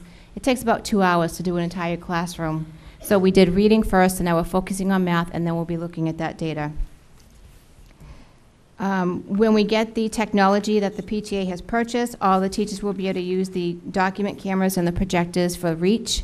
I walked into a 4th grade classroom today, and one of the teachers that did have the technology had the laptop up and was right on the REACH website giving students information about the particular unit they were working on, and there's videos and so forth that really help to enhance that instruction. When you look at school safety and culture, as Mrs. Noonan mentioned, PBIS is something that we've continued. So we're rewarding positive behavior for students and also for staff. We have an OWL award that we give to teachers. Students are receiving leaves anytime we can catch them being respectful, responsible, kind, and showing positive behavior. Last week, we had several classrooms who met the goal, and they were able to enter into a raffle for an extra recess. And the classes that didn't get chosen for the recess, we changed one thing this year, where we now have a tree outside of the classroom, and they have leaves that we're putting on the trees to show that they met the goal for that week. And each week, the goal increases just a little bit. And we believe that positive behavior equals learning for all, as Ms. Buchan, you had said earlier about behavior and making sure we have instruction in the classrooms. As I said, we love the discussions and the collaboration between the DECAS and the Minot staff. It's yielded some very positive curriculum conversations. We have staff that are contributing to the positive school culture. Teachers are taking various leads on committees that we are establishing to bring both schools together as one, to be one cohesive group. We're having various breakfasts, there's holiday events that we're planning, and sometimes just those little things can really help bring everyone together. We also started with some cosmetic things. So when we reconfigured with Minot Forest being preschool, grade 3 and grade 4, the DECA students that came to Minot came into a building that they weren't familiar with. I also wanted to make sure our Minot students who are returning came into something new. So if you've been to Minot, and if you haven't yet, you're welcome to. The first floor has been painted peachy keen, that's the color of it, bright, like salmon orange. And then on the second floor, it is a nice bright yellow color. So we were able to get those 2 floors done this summer. We still have more to do, but at least the Minot students that returned to something bright, and it was something new for them to come into. The front of the building has also been changed. Instead of the blue brown board, we have the yellow shingles that have now been replaced. So we really have a welcoming atmosphere, and we really believe that positive culture helps with all students. And the other piece of the school safety that we're working on this year is having a keyless entry, and that's something that was in my school improvement plan, and we're in the process of getting that done. So even though we look at the scores and they've declined, there's some positive news here. Minot Forest did remain a level 2 school. We are going to work extremely hard this year to make sure we stay at that level 2 school. I will continue to have my MCAST dinner for the students who reach proficient in advanced. So when you look at ELA, between 2 schools, 95 students will be able to have dinner for having proficient in advanced. And for math, and this is grade 3, there are 122 students. For grade 4, there's 126 students who received either proficient or advanced, and for math, there's 130 students. So we're going to be celebrating those successes and working on the students that need some extra help. I'm also proud of my special ed staff, because when we had the MCAST alts, they received all points that they could receive for those particular portfolios, which are a lot of work. So I want to thank those teachers for doing that as well. When you look at ELA, why did our scores go down? When we did the mini PIM process to try to dissect this data, we saw some areas that we need to improve on. Open response is one of them. That's why writing is such a huge focus for us this year. We looked at keywords and text structure that we saw that our students struggled with. Some of them had trouble with context clues. The REACH program was also brand new for grades 3 and 4. It's the first time the teachers had ever seen it, and it usually takes more than the first year to get used to a program, and then focusing more on what they have to use and then what they can kind of let go by, but keeping the focus on the Common Core. And as I've mentioned before, it's very difficult when we have our high needs population that's increasing, yet the supports are decreasing. So the loss of those interventionists that we had at Minot, and I know they've lost them at DECAS as well, really is having an impact on the students. So you'll hear more about that at budget time. Some things additional in the future, I've been working with Dr. Panarisi also on things that she may have supplemented for math and reading to see that we can add those as well. So there's a vocabulary screener specifically for the Common Core vocabulary that we are looking at. Some of our teachers piloted model curriculum units last year, and that has more to do with the PARCC assessments. So we're going to be putting that out for all staff to use. Of the 4 specialists that we have, some of the students have 2. So they may have 2 music, they may have 2 art, because we had to be creative with the schedule. So if they are struggling and they need extra support, we're going to pull them from that second class, and that's going to be a time that we can give them extra time for either their reading or their math. I'm pleased to say that when we're looking at special education, we've been working very closely with Dr. Marks. So we have PD that's happening for our special education teachers. We looked at, when we are assigning students, we looked at the class as a whole, looking at students that we had to assign so that we had an equal number of students in classes, as well as looking at the caseload for the educators. when we're looking at the math, why did we go down? As I mentioned earlier, the spiral was one issue that we did focus on. We're going to be focusing strongly on the Common Core. We did not supplement everyday math, which is something that we're going to be adding as they did at DECUS. And we are going to need to look at what math is going to look like next year for a program, knowing that everyday math has changed. And they even came and did a presentation last year and admitted that they had to change their program to match the Common Core. So I'm not sure what program we'll go with, but that's something that we'll have to look at. I also am very appreciative of the fact that we have Dr. Panarisi that is kind of like our data queen right now. It's something that she enjoys. And we've had several conversations about data, what it's looking like for our schools and where we're going for that. So that's been a real benefit to us. And one other area I want to look at with teachers is lesson plans and how they're planning their lessons and how are they looking at the Common Core, looking at the programs we have and making sure we're matching all of those standards that we have. So that's one of the areas I also want to focus on this year with them. I'm sure you have questions. Now you can take a breath. You said less than an hour. I try to be quick. Yeah, we're not going to make it, so relax. Why don't we start on this? No, actually, I'll start with Mr. Flaherty, because I kind of shut him off the last time. I'm actually still, I'm not ready yet. You're not ready? All right. Mrs. Fugan? So what I wanted to talk about was around park, especially in the elementary level. It's coming sooner than later. So when we're talking about this year and how we're preparing our students to take the test, are we focused? Are we continuing to focus on preparing our students for MCAST, or are we moving to more of the park test model and aligning what we're teaching our kids to that test? Again, it's not, I understand we don't want to teach the test, but there's going to be a huge shift. And I know in Minot, they do have a technology class. Are we also doing the same thing within the elementary, being able to prepare our K through 2 students for the test that will be online and starting that work there? Because I love the fact, Ms. Noonan, that you said that your job is to be able to create that solid foundation, but your foundation is now moving. And so how are we making sure that, that you have everything that you need? Well, microphone, sorry.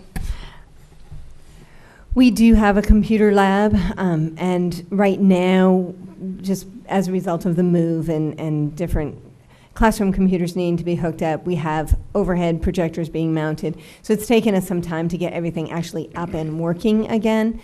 So I do think that children will have a schedule and they'll have exposure to the physical piece of working on a computer and traveling with a mouse and being able to choose an answer on a screen and those kinds of preliminary computer skills.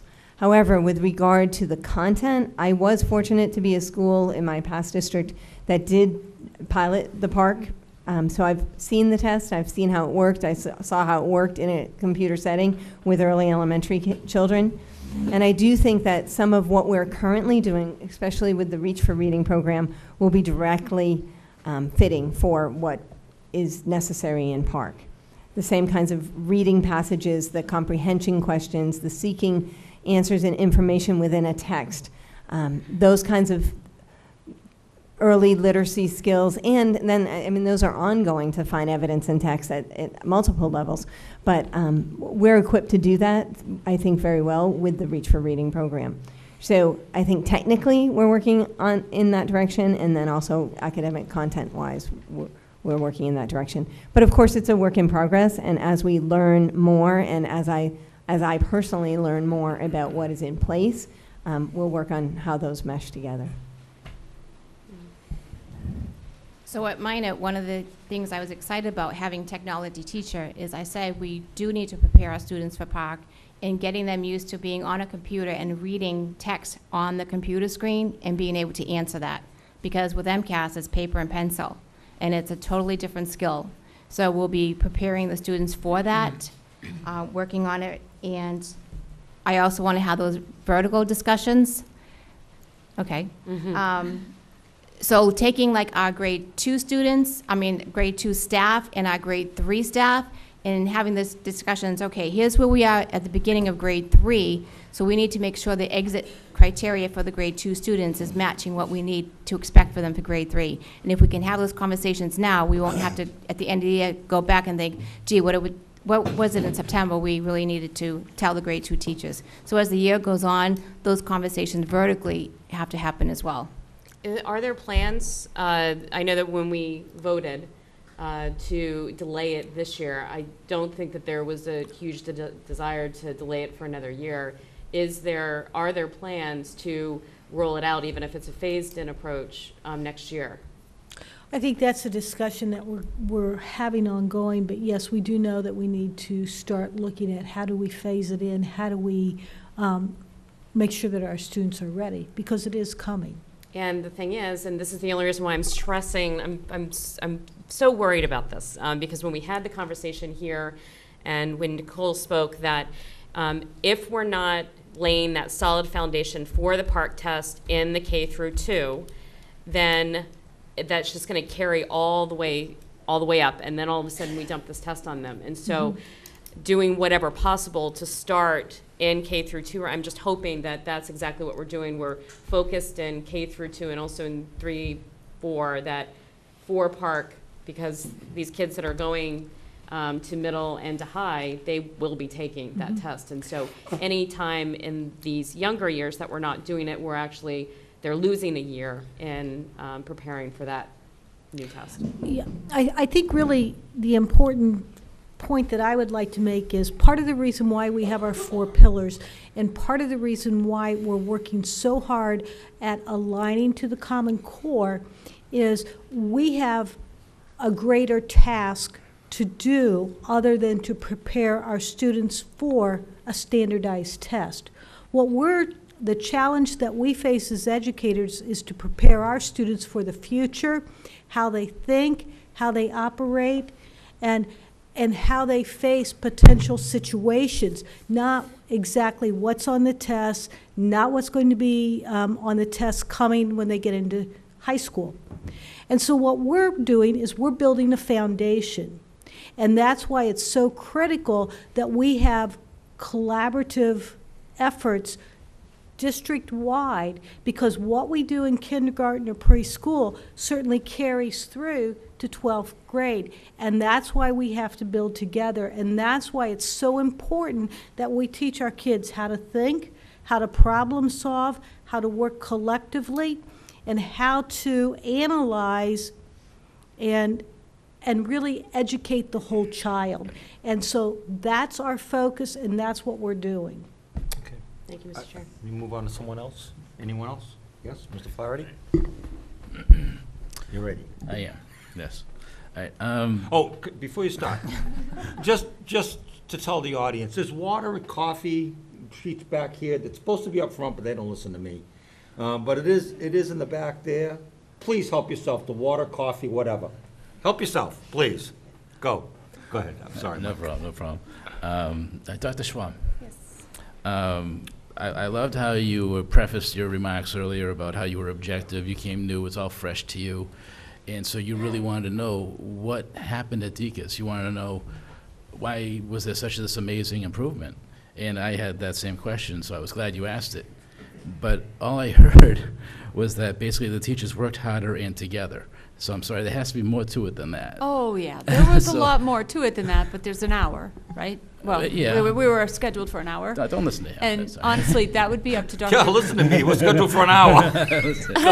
Dr. Panarisi was really the one, who was the leader of the school at that time. So I think that to have it answered accurately would have to come from her.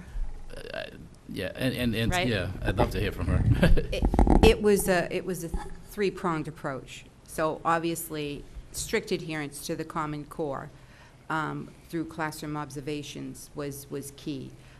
The assessments that took place, the constant student monitoring for learning, the data analysis process every 4 to 6 weeks, looking at students, finding spaces within the day to give interventions.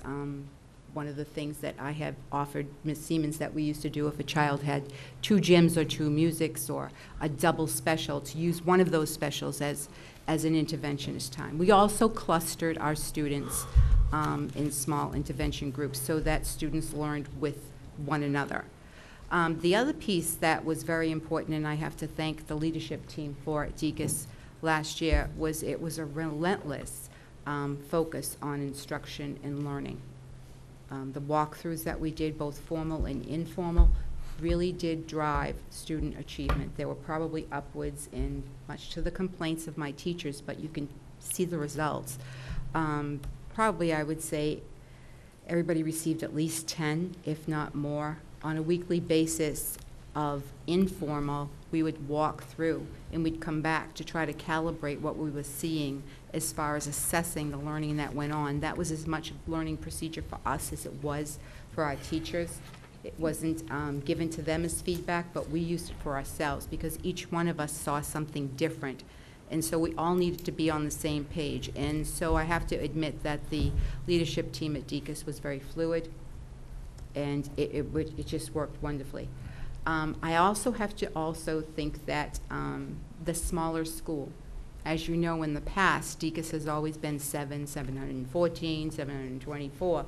And with 5th grade moving out, you really had an opportunity to have a smaller learning environment. And you can move a school even with the higher percentage of free and reduced lunch, which we had very high percentage, much like the rest of the district, as well as our SPED numbers. We had to really think about what we were doing, and it almost seemed like we had the time because that extra 150 children, 140 children weren't there. And so it was a much it was a better learning environment for children, I have to be honest with you. So the district's decision to do that was very good. One more. And I'll come back to you if I have. All right, okay. I might also add that I had great support from our superintendent. Well, I was going to ask that, but I had to limit it to one question. I kept hearing intervention, intervention, intervention. What would you say the role of the interventionists were this past year in helping succeed? Well, we did, remember when budget season came the year before? Actually, let me interrupt you because I went back. I actually watched that meeting. So did I. You did too? I did. The one back in April? Yep. It was the workshop. It was the so-called gun to your head workshop, where we said basically, you know, these are the cuts that the teachers, the principals don't want to make, but basically they got a gun to their head, and this is what they'd have to do if they had a gun to their head. And what I don't want to focus on what you did do, but what you didn't do, or what I thought you didn't do, was decrease your interventionists. No. But I just heard from Mrs. Siemens that you did lose some. Did I hear that correctly? For this year. For this year. Okay, so Last this year, past year. you're right. You're absolutely correct, You kept Mr. them, okay. Flaherty. And what was the impact of that? Well, I chose to cut other things and Yes. perhaps paid the price or had to fill in with technology. I didn't keep my technology para.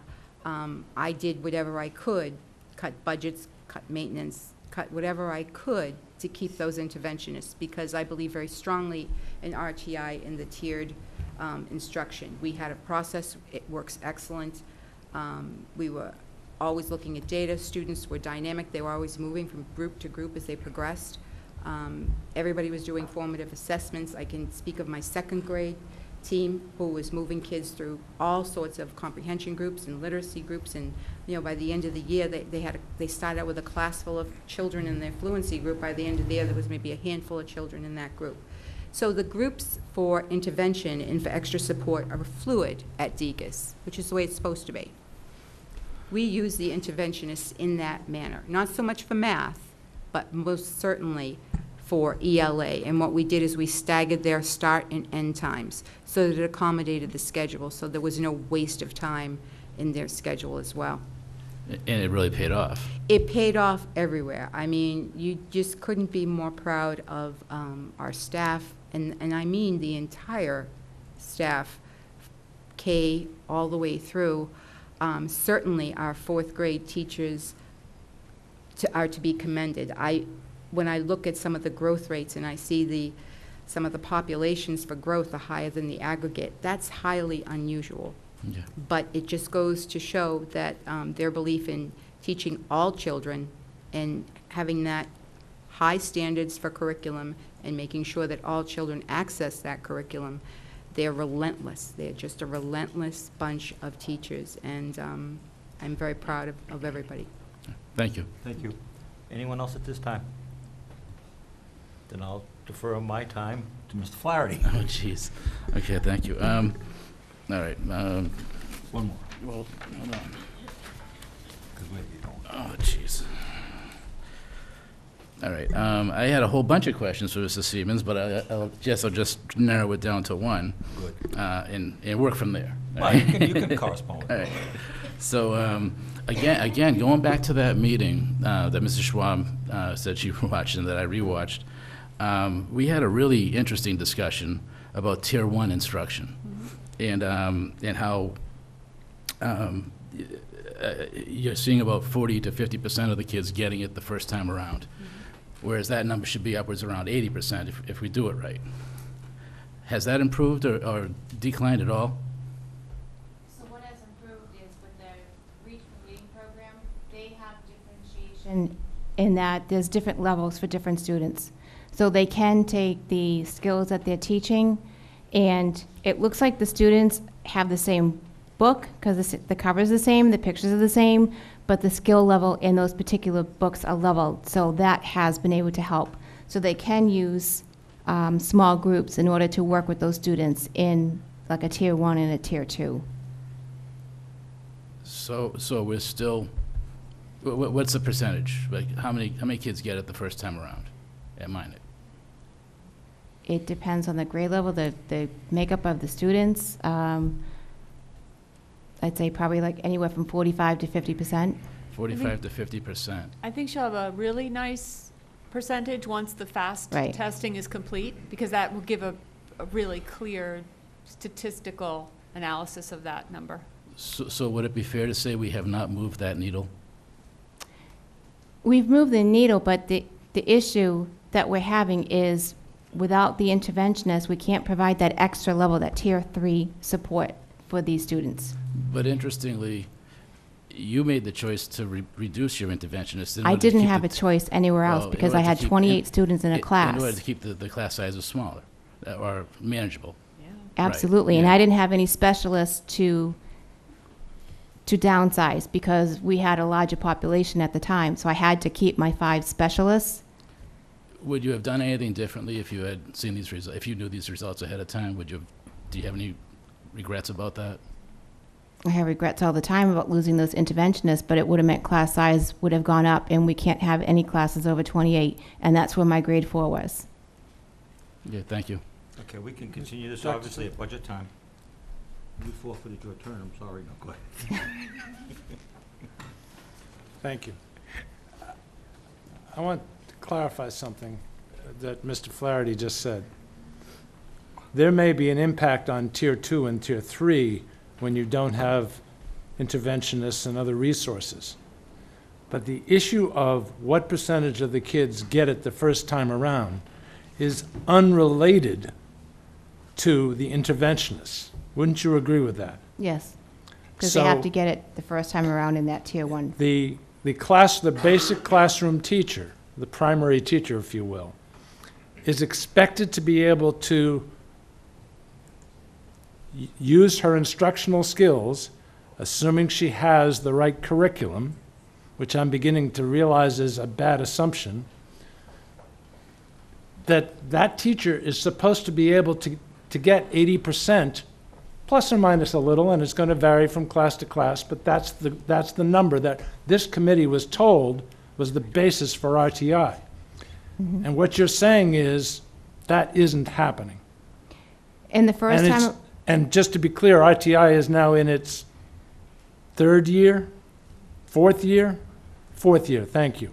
So after 4 years, we're still about half of the kids are getting it the first go-round. but also RTI is Tier 2, Tier 3 Right, with the has nothing to do with supports. Tier 1. I understand that. That gets to the question of what you do with the kids that don't get it. But the kids that do get it are supposed to be 80%, and that isn't happening after 4 years.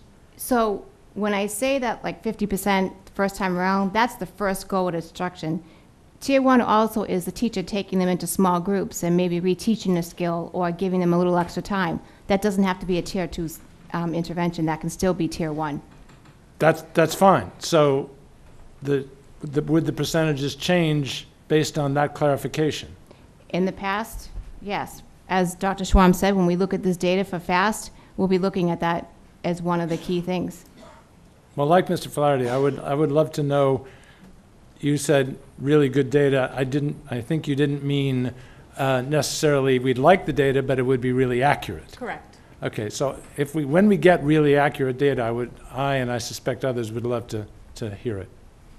Thank you. All right, let's move on to secondary.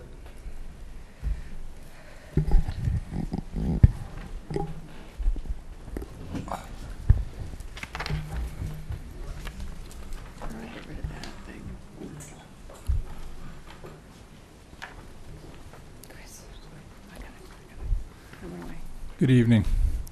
And I just want to say Good thank evening, you Mr. to the Nickel. teachers behind me from the middle school, and special acknowledgement to the administrative team for being here. So and I'm going to try to avoid repeating because Dr. Schwam stole some of my thunder. But in any case, so looking at ELA, just one of the things I want to point out is that the scores are pretty consistent from 2011 through 2013, and the scores from 2014 represent the addition of the extra fifth grade class, which is approximately 200 students. And in that particular year, that group of teachers was taking over a new curriculum. So I think that certainly had an impact on the scores. Math, Wareham Middle School math, I would have to say the scores are flat. Dr. Panarisi described the columns in terms of them being relatively even as being something that's really uncommon when you're looking at data. I can tell you that the scores are not satisfactory, and that certainly I have not heard too much positive about everyday math. The fact that we have abandoned that is a positive step forward. And I would say in terms of what we need to do is to try to decide and decipher what skills are actually lacking. And I know I said a lot in one sentence, but in particular with math, what skills are actually lacking? And I know that I looked at math tests last spring when they came into the principal's office. There's no law saying that I couldn't. And the data backs me up on this, that we had students that were either not motivated to take the test or they lacked the skills to succeed. And that's something that we are addressing. Moving to science, and I'm kind of pleased about science for a couple of reasons. One is it is the last test that the kids take at middle school. So in other words, they've taken battery of tests on 2 separate testing sessions in March and May. You could certainly argue the temperature is warmer. You could certainly argue that the kids are tested out at this point. And we went to 11%, you can see in 2014, of kids that scored in the advanced range. I would attribute that to certainly the grade 5 science teachers, having a science class for the first time that was exclusively science. So they moved away from the elementary model, and certainly the teachers' hard work at aligning lessons to curriculum. And again, I'm going to try to avoid repeating some of what's already been said, but for ELA, I just want to point out that Dr. Sylvia will be happy to know that we have school-wide writing days in place, and that they will be graded holistically. Very good. Well, holistically is not the same as cooperatively. Right, cooperatively. Thank you. I was testing you. Did I pass? We have common vocabulary for the school, and certainly a common writing rubric for the school, and a common graphic organizer for kids that need graphic organizers, because I think that there was a lack of standardization in the building. And some of that I think is going to be a fruit. Moving to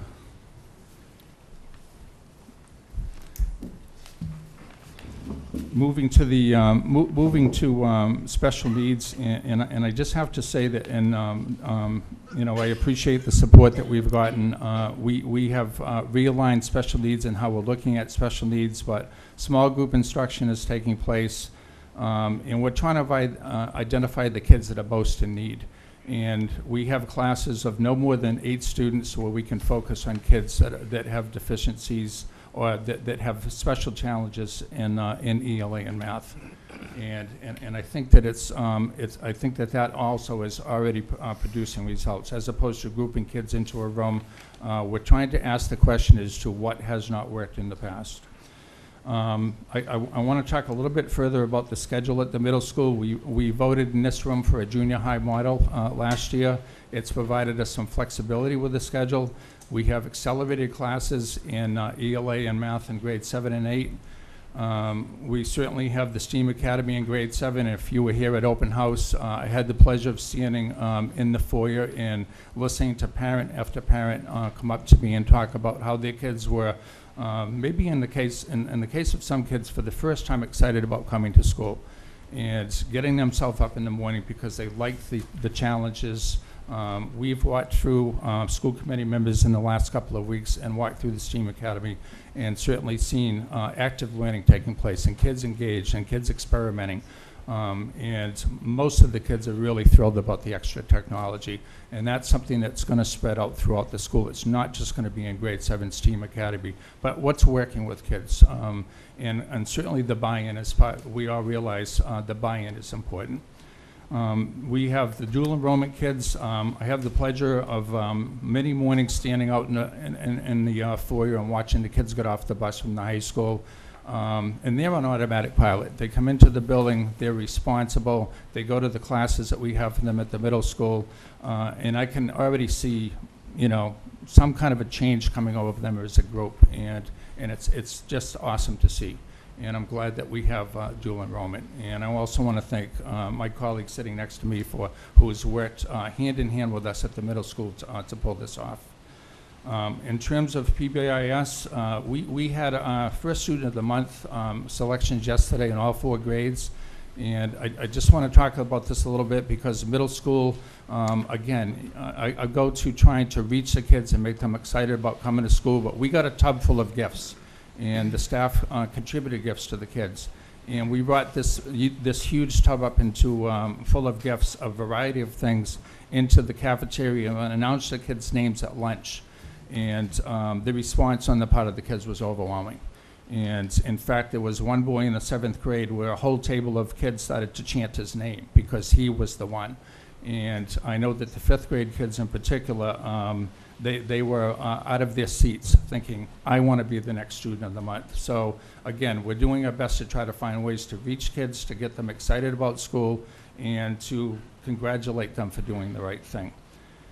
In terms of technology, the middle school is, you know, again, thanks to initiatives that were started by Mr. McMillan last year, we have every single computer in our computer lab up and running. We have Chromebook stations in the library where we're doing the fast testing in anticipation for the PARCC exam. And you know, that's certainly something that I think is pushing us in the right direction. You know, we are still working on bring your own device. 2 language arts teachers and one of the art teachers is helping me to try to refine that so that we can spread technology wherever, you know, throughout the school. We're not quite there yet, but we're working on it. And I just want to say something about level 3 because I know there's been a lot of discussion here at the table and in the room tonight about what that means. And I can tell you that I've met with every student in the school and in assemblies and the entire staff. And my position is level 3 is not good enough. And my message to them is I'm a competitive person, and I think they can do it. I think in the past, quite often we've forgotten about the kids in this conversation, and I've explained to them my interpretation of how levels are decided for schools. And basically said to them, you know what, guys, I want to be standing here from a year from now trying to explain to the school committee and anybody that wants to listen how we got there. And that's it. Thank you, Mr. Minkle. Who's next? High school. Mr. Palladino? Great. Okay. Thank you very much for your presentation. Oh, you're not done. You told me to make it quick. So how's that for quick? Wow. You almost kept us in an hour. I know. I also want to thank the Take your staff time. I'm only behind kidding. us, and definitely appreciate all of their hard work, and appreciate them coming here tonight on this nice night. Appreciate that. So we'll go through the numbers. As you can see, grade 10 in the ELA, 36 advanced and 52 proficient. We're certainly, as I'll talk about at the end, working on the right side of that graph. We'll move on to the math. We started a new, we actually had a textbook this past year for the first time, and we anticipated a slight dip, which is what we saw in math, and we're excited about the second year of implementation of the new textbook. 35 for advanced, 32 proficient. You ready? Yes. Sorry. That's okay. And science, we're excited about the 17% advance. Certainly the 41% proficient went down a bit, but a lot of those kids jumped into the advanced category. So we're pretty excited about that. Next. Thank you. So we took a look at the 4 pillars, and we're very excited about the pre-AP training we've been doing with MIMSI. I know we did a MIMSI presentation last school committee meeting, and we've been very involved with them. Great organization. We sent about 6 teachers in both ELA and math to some pre-AP training. These are not AP teachers. These are teachers for pre-AP, potential AP teachers down the road, and they volunteered to do that over the summer. So obviously we appreciate them taking time out of their summer to do that. We have a process which we hope we can keep in place. It's getting thinner and thinner, as you heard from my colleagues. Similar to an RTI, we identify students that come into our school needing some remediation, and we put them in the core classes. It's been very successful, but every year it's getting thinner and thinner with those opportunities to identify those students ahead of time and do something with them. But that is the key, as you heard from Dr. Panarisi, what happened at Deacon's, and I can feel for Joan because I was in a similar situation. The line items are down to the bone. There's no creativity left. My predecessor was able to do that. I wasn't even able to do that. They are what they are. But we hope to be able to keep some of those in place so we can take these kids that a lot of times come into the school very late in the school year, have these deficiencies, and we work with them and get them to a point where maybe they can score high enough, score in the MCAST, where they don't have to retake that exam. So we have that core program. Continuing to review Common Core state standards and alignment, and we're working on updating that as we speak. We're pretty excited. We're very fortunate. We received a MCAST grant, and part of the MCAST grant was for POC training for our staff and a college course in the spring for our students.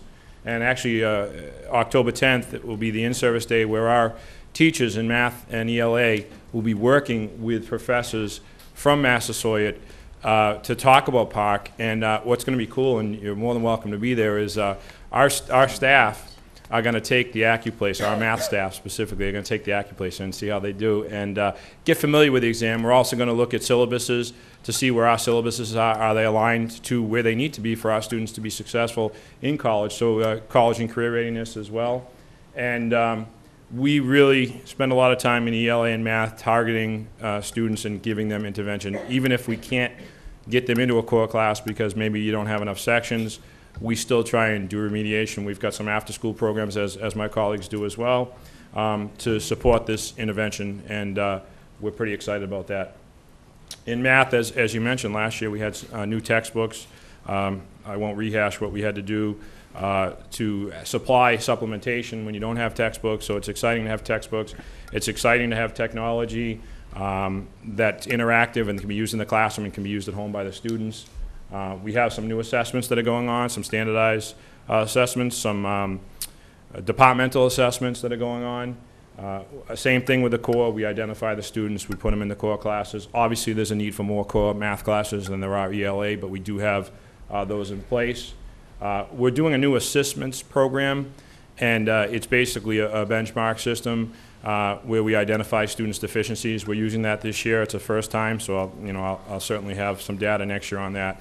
But we're identifying the 2 core classes, core 9 and 10, and our Algebra 1 class, that the teachers have been trained on the first in-service day on this assistance program. It comes out of WPI, and it's cutting edge. I think it's going to help us to identify deficiencies and to make those strengths. So we're excited about the assistance program.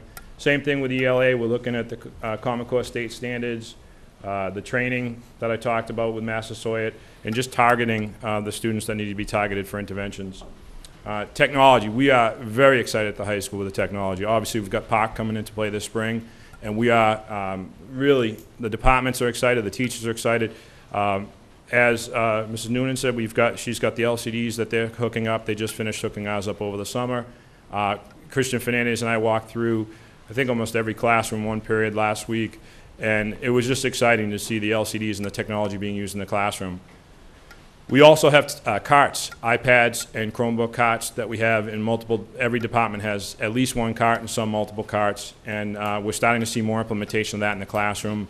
We're going to be continuing to train the staff, and it's exciting to see those out. The iPads, they now have apps, interactive apps, and that's one of our points here, is they're using the Google Classroom, they're using the interactive apps.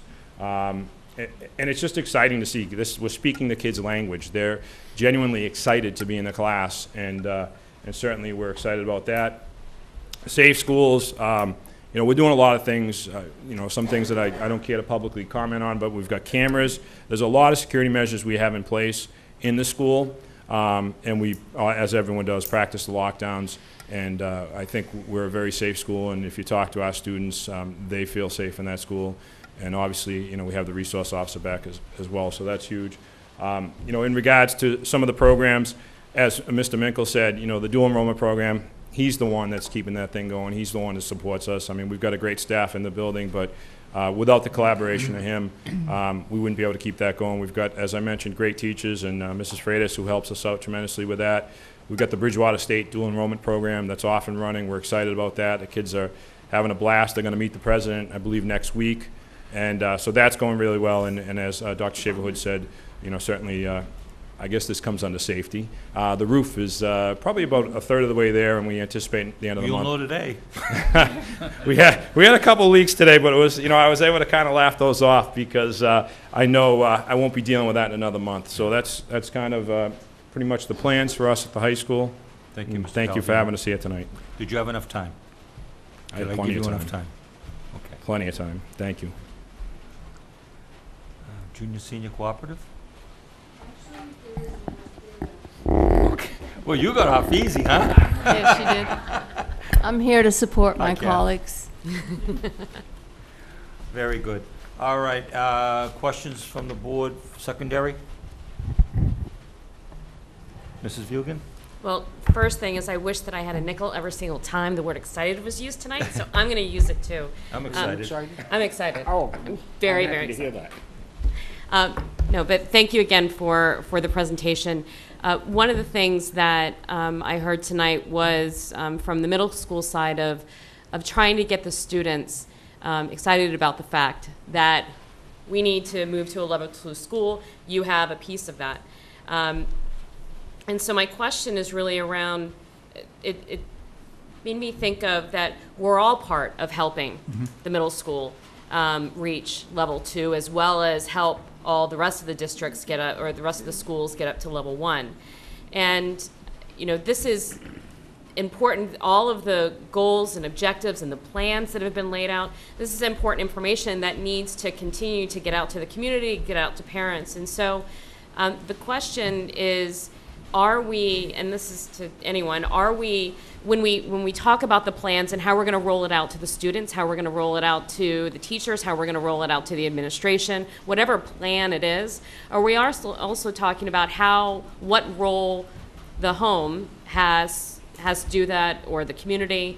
So the idea is around, I would love as a parent, for my child who is about to take MCAST for the first time this year, to say, here is our plan to move us ahead, and here's the plan, and here's how you can help. And there's 3 things, or 1 or 2, like to be able to get that home for every single, you know, idea that kind of comes out, for us to think about how we can help the home help us move the district forward, and as simple as doing a white paper that would go home. I think that that I know that would be well received in our home, and I'm sure it would be well received in other places, that parents are always looking for ways to be able to help. And again, a lot of information here, but how can we actually put that into action? So then it goes back to the point that was made that it's all of our responsibility to help move the middle school and move the rest of the schools. So how can we get that information out there? Are there thoughts around that, or maybe plans after tonight that we're going to start doing that? Well, I just want to say a positive about parent involvement. So we had, in this room, we have an overflow crowd. There were people standing up along the side there for parents of kids coming into the 5th grade. We actually ran out of space in the room, which was pretty awesome. Our open house was extremely well attended. There was not, I asked Christian to take a video of the parking lot from the 2nd floor because you couldn't find a place to park, and the building was packed. Our PTA meeting that we had in September, that was a joint middle school, high school, had the most parents that we've ever had in a PTA meeting at the secondary level. So I guess my point is that there are parents that want to be involved. They want us to succeed. They want to be part of the process. And we've seen 3 awesome examples of that already this year. And So I know it doesn't answer your question, but you know, the genesis of that is in place, and we're gonna do our best to build on that.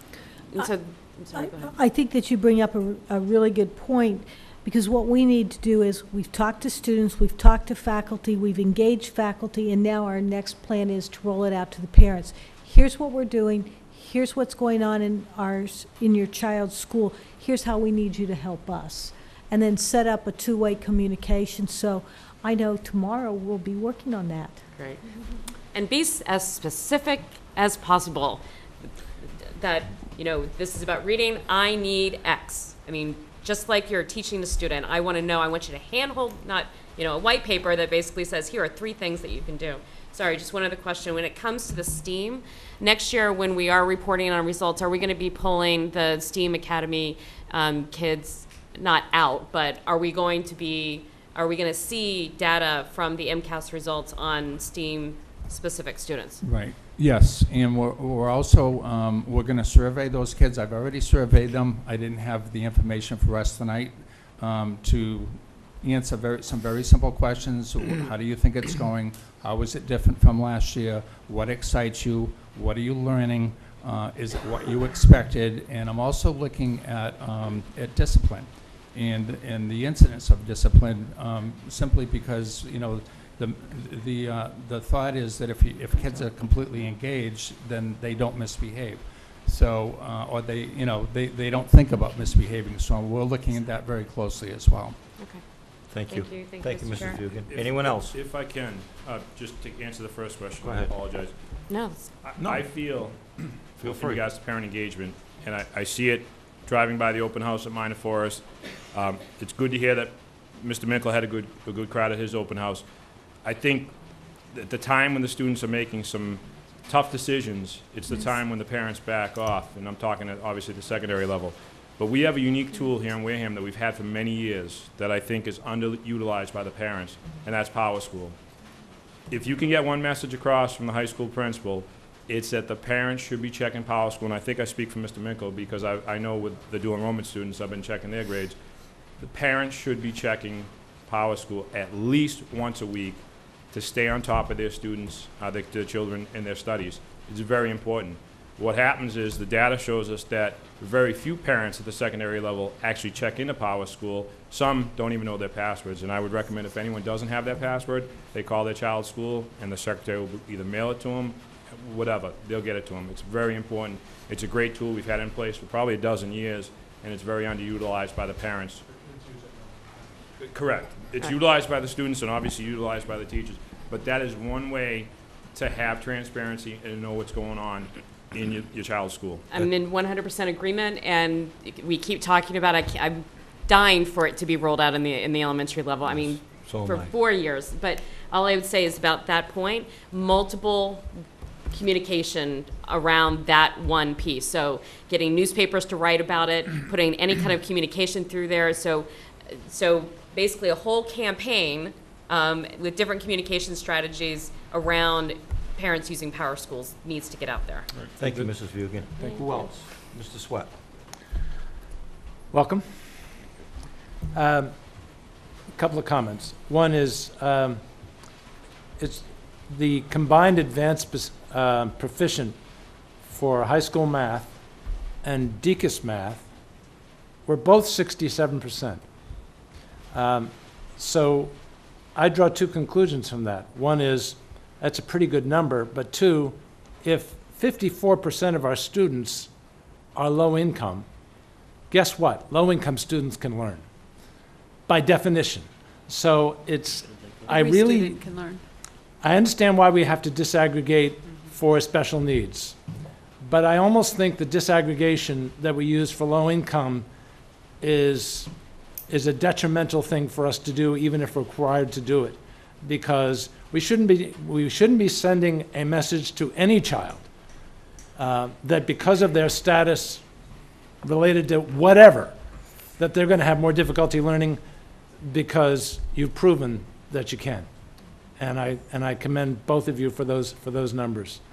I also think that it's important to differentiate between what I'll call normal variation, which is what statisticians talk about when things go up and down, but they don't really know why.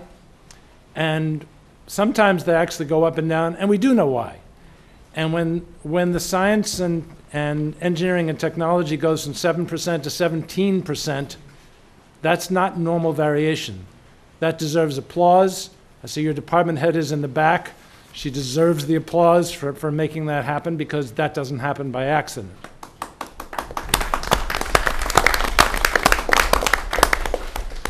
Unfortunately, not every discipline is represented by MCAST, but we work with what we've got. And finally, how large is your 8th grade class, Mr. Minkle? Roughly 200 students. And Mr. Palladino, how large is your 10th grade class? Roughly 140 students. Roughly 140.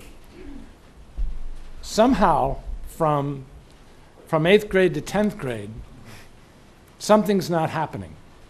Or I should say, something's happening and we don't know why. We don't know why. Because the results of our 10th grade students are dramatically better. And I used to think that maybe there was a filter, but in fact it's a negative filter. Because I know there was a year in which I think Mr. Palladino lost so many honors students from the National Honor Society in the top 20 that he was really discouraged because they all went off to who knows where.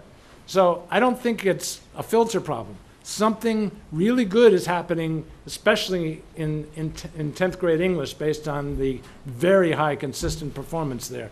So I don't know what the answer is, but between the two of you, you're really smart, and I suspect you're going to find out. One more thing. One more thing. Not enough is made of the fact that we have a level 1 high school. And I want to question Dr. Panarisi, which I know is a gamble, but you actually suggested that you made an excuse for our contiguous district, that it was hard to stay level 1 because they were already high. I think the notion of SGP is that it discounts for that, because they're only compared to other high-level performing. The whole notion of SGP is like students, like districts, how are they doing? I don't want to take anything away from our high school. No. This is a school that we should be telling our middle school kids, and we should be telling our kindergarten kids and every kid in between, your goal should be to get there and graduate from there because you're going to get a great education. Would you disagree with the fact that we shouldn't give our contiguous district an out? I do. I fully agree with you. Thank you. What part of my job, though, now that you've brought me into this, is to give strategy. And Mr. Palladino and I have spoken about this. Because the score and the PPI and the growths are calculated from the years prior to, Every year is a different percentage. Now, Mr. Palladino's school has not had subgroups of special ed. This is one of the first years in the past 3 years. So this is a new risk, so to speak. And when we use predictive, we're trying to predict where we're going to be next year. We have to take a look and say, okay, who's in our subgroups? Because that's what the research tells us. We can't ignore it. We're not sold by it. We're not putting in the gloom and doom. But those are areas where we need to identify those children and provide the extra supports. So the conversation between myself and Mr. Palladino is that here are the areas that you're going to be at risk for next year. These are the areas that strategically you have to shore up. You had those conversations every day if you like. The bottom line is if ORR can't keep up, too bad. That's right. Well, all right, let's move on. Mr. Flaherty. Welcome. I was really glad to hear what you had to say, Mr. Minkle, about your optimism moving forward, and it's not acceptable. Not just the words, but you were really sincere. So I really appreciate that, and I believe you that it's not acceptable for you. It's not acceptable for a lot of us, including me. And to that point, when I first got this report, the first page really struck out at me, and Mr. Sweat sort of already touched on it. I mean, it starts off, it's presented by Dr. Andrea B. Schwab, Dr. Sue Ann Marks, Dr. Christine Panarisi. We've got Dr. Kimberly Shaver-Hood sitting up here with us tonight. We got a lot of PhDs in the room. We got, according to the state, every one of our teachers is highly qualified, right? Every one of them. So can any of the PhDs in this room tell me what it's going to take to get the middle school to get out of it level 3? Anyone? I will. We have a plan. We have a solid plan. We have solid leadership. We have teachers who are working together. We have curriculum that meets what we need it to meet. And we're constantly reevaluating. We're looking at providing support. We're working together, and we're involving everybody. That has not happened in the past. And I, for one, feel very comfortable and confident in the direction we're headed. And believe me, if I didn't, I wouldn't say that to you. I trust in our leadership. I think we have a solid leadership team.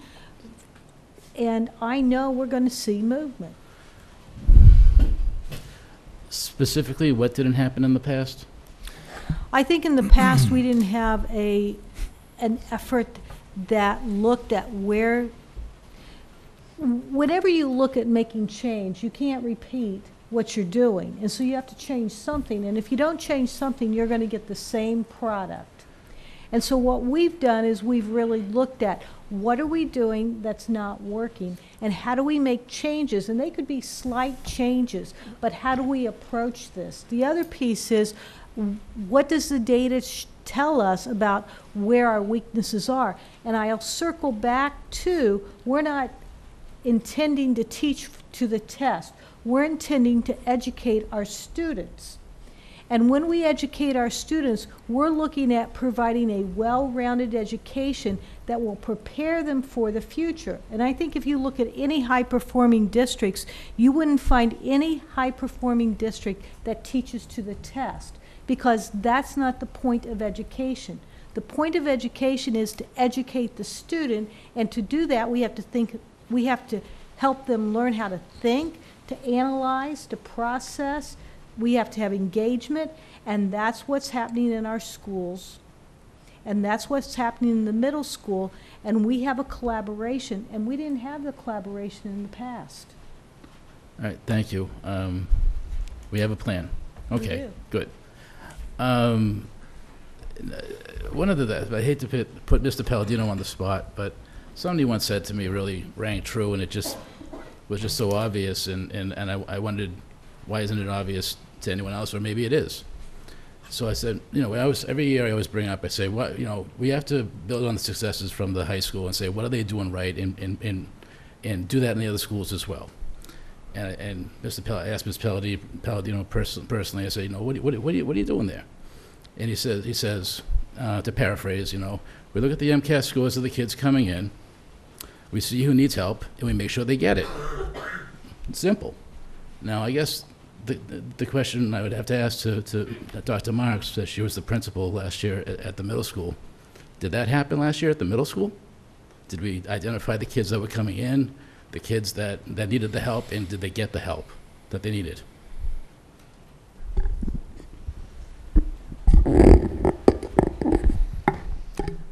I believe we made every attempt to do that. The data would say that it wasn't as comprehensive as possible. And I think Mr. Minkle has taken opportunity to sit with his staff since then and look at what was done, and as Dr. Shaver-Hood said, make changes this year. So I guess for this year, I almost said Dr. Minkle, to Mr. Minkle. Thank you. Would we say that that's being done this year, that we're identifying the kids who need the help and they're getting it? Okay, so absolutely. And part of the challenge is to find the child where they are and to move them forward. And that includes our top kids, and we're doing that. And that includes, we have a 57-minute period a day we call engagement class.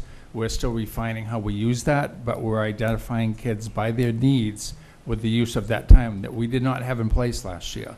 When Dr. Schwam took over in the summer, before she was even officially here, she helped us with a major grant that's supporting our math teachers before she was even on the clock, quote unquote.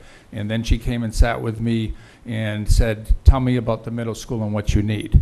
Dr. Panarisi came and spoke to the staff in this building about data, because as I said to Mr. Sweat when he walked through the building a couple of weeks ago, we have been great in this district about identifying data. What we have not done is to create action steps with that information. And certainly that is happening and will continue to happen. So I guess the short answer is we have a cohesive administration in this building and in this district. If you look at underperforming districts throughout the state, one of the common threads with those districts is an unstable administration. The first thing I did with the kids at the beginning of the school year, as well as the staff, is to introduce the administrative team. This is your team, and we're going to be here, and we're going to succeed. I have to jump in at this point, because what I don't want to do is discount all the efforts that teachers have put forth for the years prior, because everybody works incredibly hard in our district. And nobody walks into our school thinking, boy, I really want to do a terrible job so our kids do not do well in the MCAST. That has never happened. And so please, as we say we have a plan, it's not that we're trying to discount what has happened in the past. We know what's happened in the past. We're moving forward. We appreciate everybody's effort, and we do not want to discount anything that has happened. Okay, I'd like to finish it up if we could, because we're way over. Mr. Lazarus, you haven't said anything on, go right ahead. Thank you. I want to commend Mr. Minkle for what's going on in the middle school.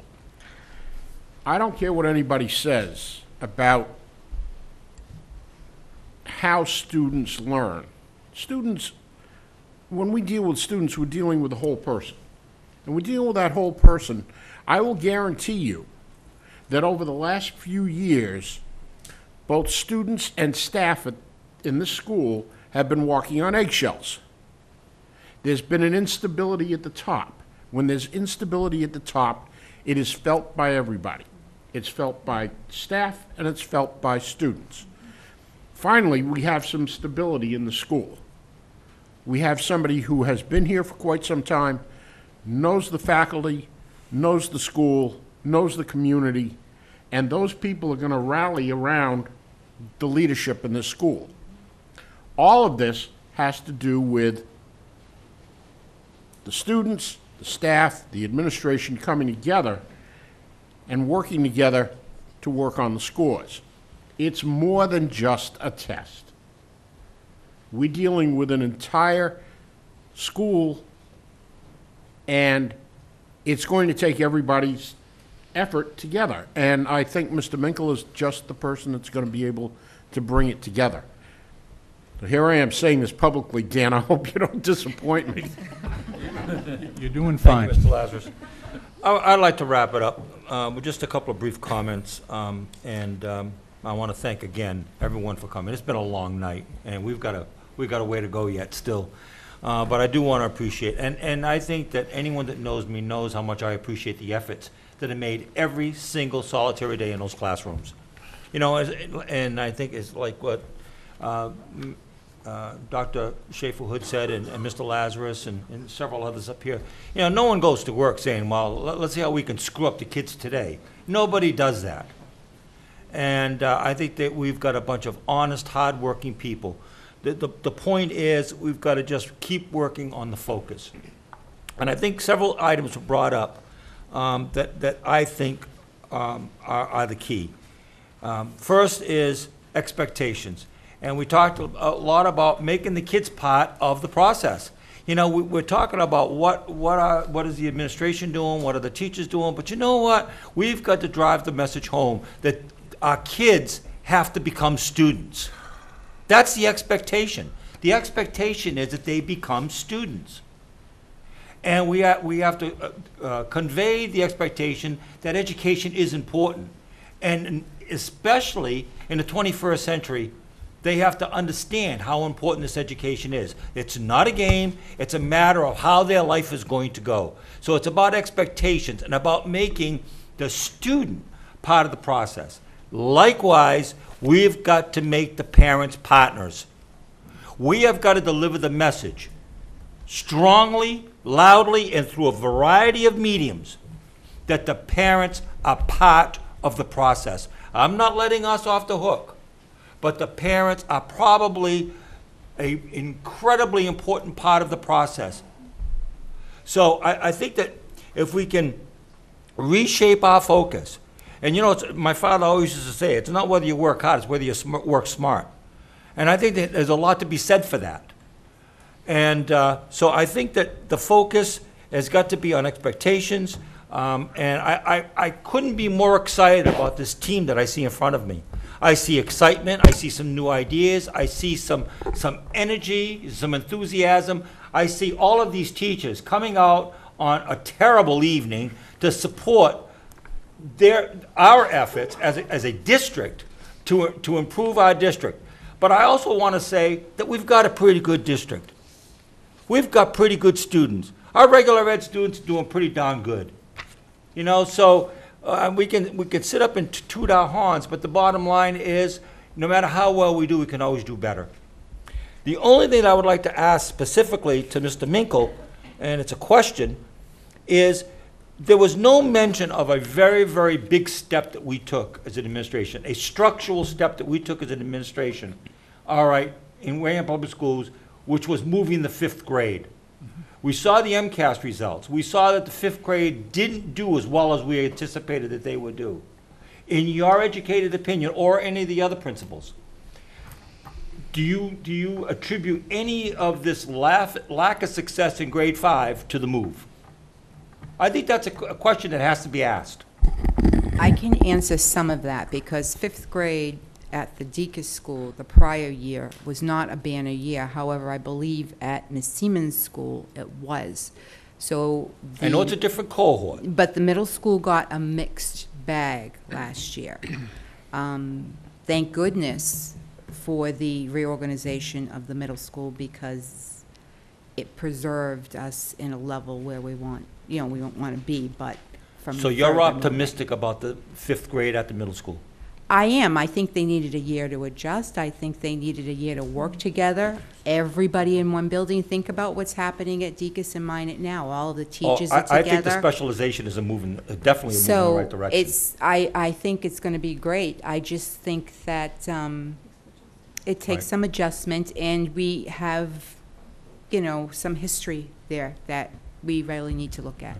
Thank you very much for coming, and I just want to, on behalf of the school committee, just speaking for myself, but also on behalf of the school committee, you know, thank you for your efforts, and if there's anything you need from us, please do not hesitate to get a hold of us. Don't we have Thank more you. slides? Yes, but we don't? We have lots more slides. Yeah, but we can talk about that another time, really. Yeah, I think we got, I think It's we're, long. we've got a pretty healthy agenda, so I'm going to, at this particular time, say that if we want to bring this back for a round two, that's fine. But I think we should just wrap it up. It's a long evening. So thank you again. Let's take a 3 or 4 minute recess in case we have to go to the bathroom.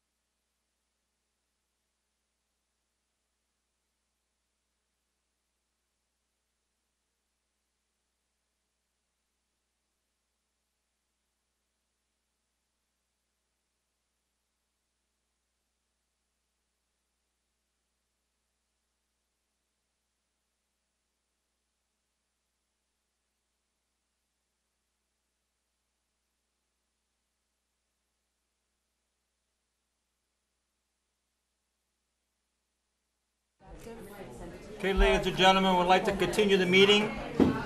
I'm happy to. 2 hours. Huh? Thank you. At this, Get speak into your mic and then at this particular time, I'd like to go on with the agenda. Ladies and gentlemen, we've started our meeting. Thank you. And go on with the agenda.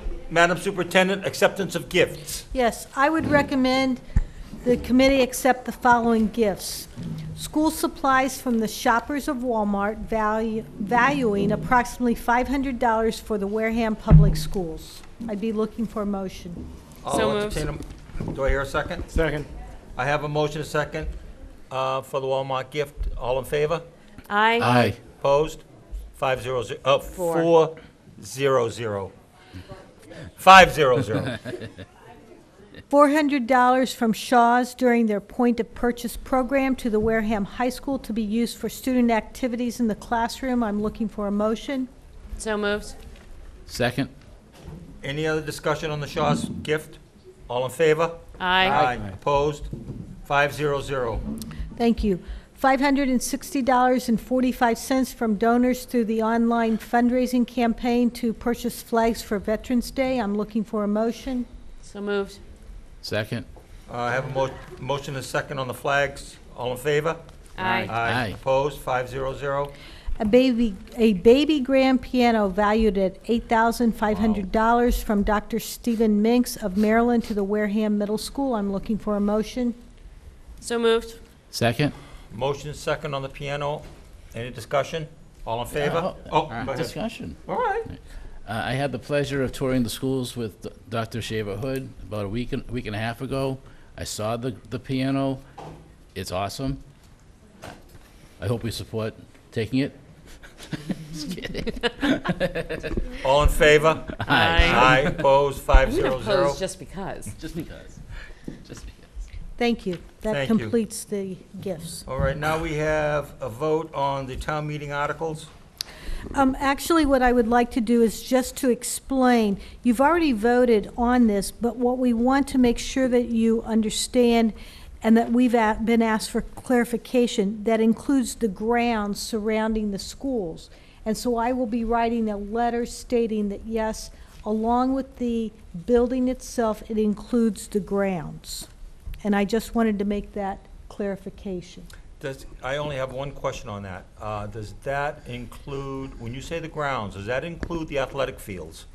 Because several of, no, I guess they don't. No. No, all right, okay. No athletic fields, yeah. Well, there's, Hammond has tennis courts and stuff, but they never belong to us anyways. Okay. Correct. I don't think those tennis courts go with the school. I think They those don't. are part of, They're I think public. that's town property. Yes, so it's moot. Yeah. So, not that we exactly need a vote, I just wanted to make sure that everyone understood that that was That was my included. understanding. Anyone have a Okay. problem with that? Okay, let's move on. Thank you. Okay, discussion of public participation at meetings. Mr. Flaherty asked me to include this on the agenda, so I'll start with him. Thank you. I want to thank you very much for putting it on the agenda.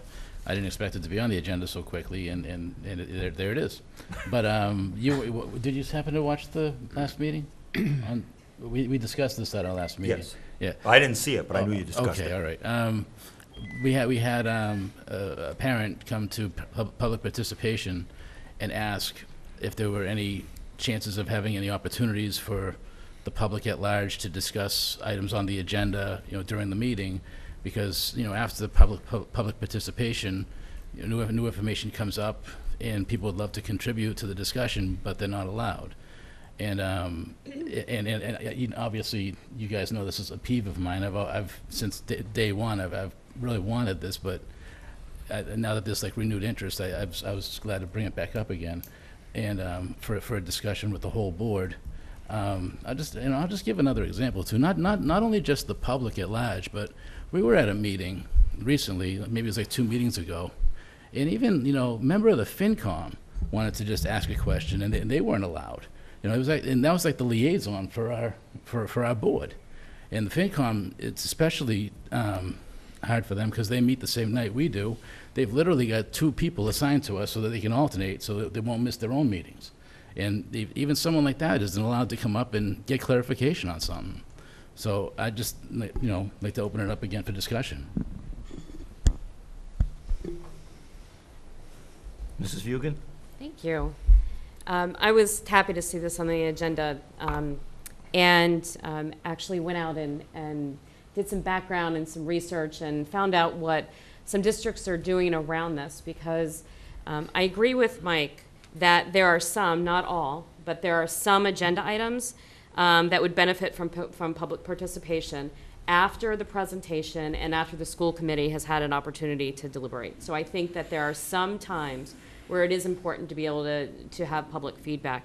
But the biggest hang up that I've had had to do with making sure that participation, how do you structure it so then participation is constructive and not coming from a place of being reactive or emotional, okay? Because that is what then is only going to, what that will do is our meetings will get out of control. And so how can we meet the need so then it is constructive during an agenda item, but then also not get into an area where all of a sudden it's emotional or reactive. And so one of the school districts that I found that does something like this is Peabody.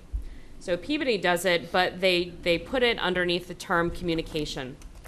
And communication, what they do is, one is if there is someone who wants to put something on the agenda, what they do is they write a formal communication to the chair or to administration stating what the purpose is, what action they would like taken, background information, all of that, and then it's to the discretion of the chair and the superintendent whether it goes on the agenda or not. If not, then it could just be held at the beginning of public participation. But the interesting part is around verbal communication, and this is where it speaks to your point, Mike. And what they did was, when you get to that constructive part, how you are part of the conversation in a constructive way is that you are informed. And so what happens is that there's two ways. One, they request an agenda item that they would like to speak after a deliberation, and that's done before the night of the event. So they get the agenda on Friday, and so before Wednesday at 12 o'clock, they, in writing, write a request saying that they would like to speak after deliberations of that agenda item. And then it's up to the discretion of the chair and the superintendent whether they want to put public participation underneath that piece. The other way that they go about it, because not everyone is going to have that forethought to do it beforehand, is that they have a sheet, or what they do is they request that they would like to speak, similar to town meeting. If you want to videotape or take pictures, you make that request to the chair before the meeting actually begins. So again, we're not in a reactive mode and the chair can't control how long the meeting goes, and for that it's basically, it's done in a way that is manageable and in a way that then is constructive to the conversation. So I just wanted to put that out there as we're having this discussion, that for me it's not a yes or no. It is, if we do it, how do we do it in a way that is actually going to help be constructive in something that we're doing without all of a sudden making it into a free-for-all. Mr. Lazarus? With all due respect to my colleagues, we have to have by law our agenda posted 48 hours prior to our meetings. I assume that this agenda is posted on the website, right? Mm-hmm. Which is available to the public. It's also posted at Town Hall. The general public knows what's on our agenda. And I certainly do not want to dissuade anyone from speaking at our meetings. On the other hand, I don't want to turn our meetings into a public debate. Anybody that wants to speak at one of our meetings at the public participation section of the meeting on anything that's on the agenda has the right to do so. What I don't want to see happen is, as we go through our agenda, we have people that are sitting in the audience that probably should have said something before, who all of a sudden decide now's the time to debate the issue. So I am not in favor of opening our meetings up to public participation at will. I saw this happen at a Board of Selectmen's meeting, one of our selectmen's meetings quite some time ago. We're in the middle of a meeting, a person stood up in the back of the room and started yelling, "I want to speak on that item." Well, we can't have that. I mean, that disrupts everything that's going on. I think that the public has plenty of time to see what's on our agenda, and certainly we will be happy to have anyone who wants to speak on an agenda item prior to the agenda item coming up within our meeting to do so. Anyone else on the subject? Mr. Sweat? You might as well get your 2 cents in, because I'll finish it up.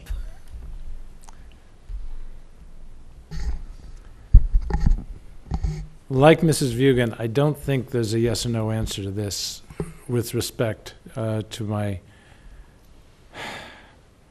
colleague's comment about not supporting this.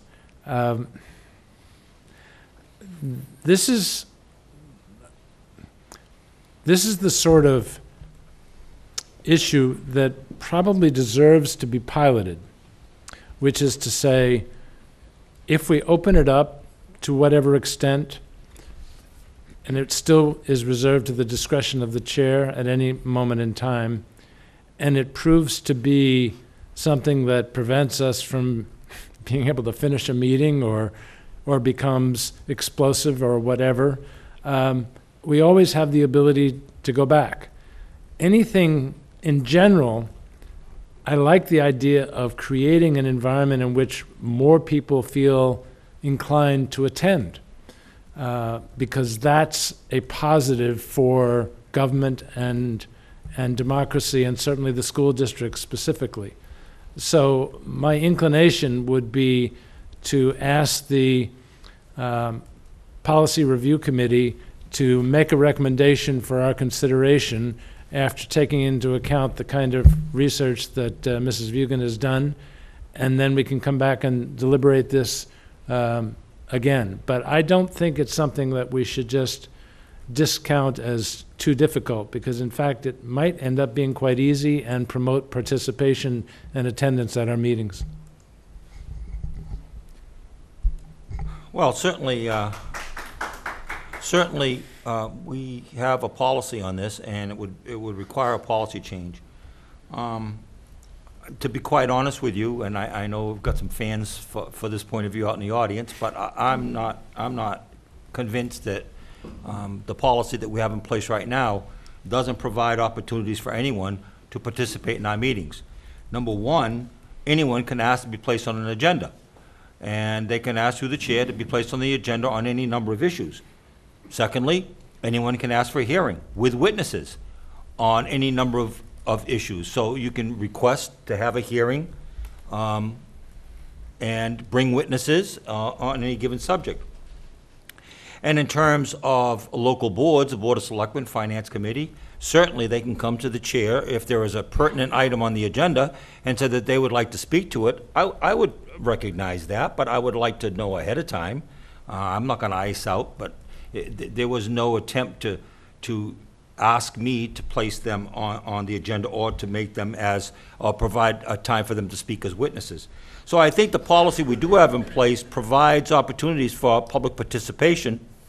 And secondly, I think what it does is it prevents any chance of misinterpretation or having the chair of the committee have to rule in someone's favor that might not be appropriate or in the best interest of that person's agenda. This is a deliberative business meeting. This is our business meeting. And yes, we encourage public participation. And through public participation, we can form agenda items at any time in the future. And we do have open meetings on the budget. We have open meetings on those items that are really of high community interest. So because this is a deliberative body, this is our business meeting, this is not an encounter group. I would be hard-pressed to support any changes to the existing policy. Will I listen? Will I be open-minded? Yes. But being the senior member on the school committee and been around for a gazillion years, I've seen some of the problems that have come about when they've had open dialogue and ability for the public to participate actively in a deliberative business meeting. So I'm not overwhelmed about changing the existing policy. If the policy review committee would like to review it and come back with specific recommendations that we could talk about, I'm not opposed to that. But until that time, I don't see any need to change the current format. Mrs. Vugan. I do agree that this needs to go back to the policy review to take a look at the existing policy and make recommendations. Mike, I'm happy to share with you the research that I did, because I think that the current policy that I agree provides opportunities for participation doesn't do what I said in the very beginning of my statement, which is in some cases that the committee would benefit from constructive participation after the presentation and after the school committee has had a chance to discuss, because that's where more information is given. And so that's what I'd like us to explore, and we can do that through the existing policy and the policy review. So that would be my recommendation. Let me finish. I would say one thing in terms of what I just said and listening to your response. There is one thing that I would probably consider, and I could probably do that right now as chair, is to devote 15 minutes at the end of the meeting for public participation. I mean, again, that would be And that would be a pilot. We could try it on for size and see where that goes. But until the policy gets changed, if the committee thinks that that might be something to look into, finish the meeting with 15 minutes of public participation. That way that they can speak to any kind of an issue that was brought up during the meeting. And we can do it at the end of the meeting. But to have it interrupted and in and out, and I don't feel comfortable doing that at this particular time, but have the committee look at it. So I'll one more comment, and then we'll pass it on to the policy review committee. Just to Mrs. Vugan, if I understand you correctly, I think we're on the same page. That I had envisioned it being working such that we'd have a presentation, we'd deliberate on it, but before we vote, someone interested would come up and say, well, you're forgetting about this, or how about that, or offer some other information that maybe we don't know about. Is that what you had in mind, or is it after we voted? No, so I think that when it becomes before or after a vote, that is where I think debate and discussion would need to happen at the policy review and then ultimately here, because it's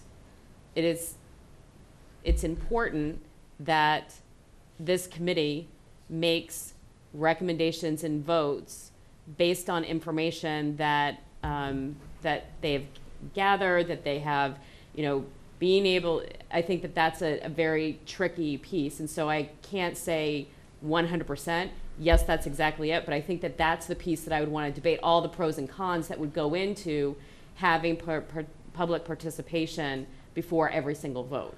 So, but that doesn't mean that, that, again, that there are tweaks that can happen to the existing policy that allows individuals to be able to be part of the conversation. No, to Dr. Sylvia's point, I mean, if you were going to have it at the end of the meeting, it's too late. I mean, the votes have already been done. It's like, what's the point? Yeah, but I'm sorry, but just a specific point around whether public participation should be part of the deliberation of whether somebody's going to vote or not. That, Mike, that goes down, like, I can't say that I would absolutely agree with that because, again, by the time I listen to other school committee members and what they have done and the background information and all of that, it would be, again, I don't want to go down this path because all of a sudden I don't have enough background and information to say whether public participation should be part of the deliberation before we vote. That is a whole nother piece, but I do agree that public participation as part of this meeting is important. But the vote is... Let's turn it over to the Policy Review Committee, and they can work it out and come up with some alternative plans, not just present a couple of plans, and see where it falls, and bring it back, and hopefully my chairmanship will be over. But Mike, what I'd like to do is pass along some of the information that I looked at today, if it's helpful. Yep, fine. Okay, let's Chair, move. Yes. FYI to my colleague, it's Mel and myself this year. You were going to pass the research on. You can pass it to me and Mel. Okay, I'll still pass it on to Mike, too. Thanks. Thank you. It's your information. All right, let's move on. I thought that he was on it, sorry. Superintendent's report? I passed out earlier the FY16 budget timeline for your review. We're not voting or really discussing it tonight. What I would like for you to do is to look at it when we come back next time. We need to make any adjustments and then approve it. We also have provided FY budget guidelines. We started talking about these last year. These are last year's. We're not saying that these would be for this upcoming year, but if we could also review those. Mr. McMillan and I had a discussion today, and we really think that a workshop at the end of October, either the 23rd or 28th, to look at our budget guidelines and our budget process for FY16 would be appropriate, just because of the amount of time.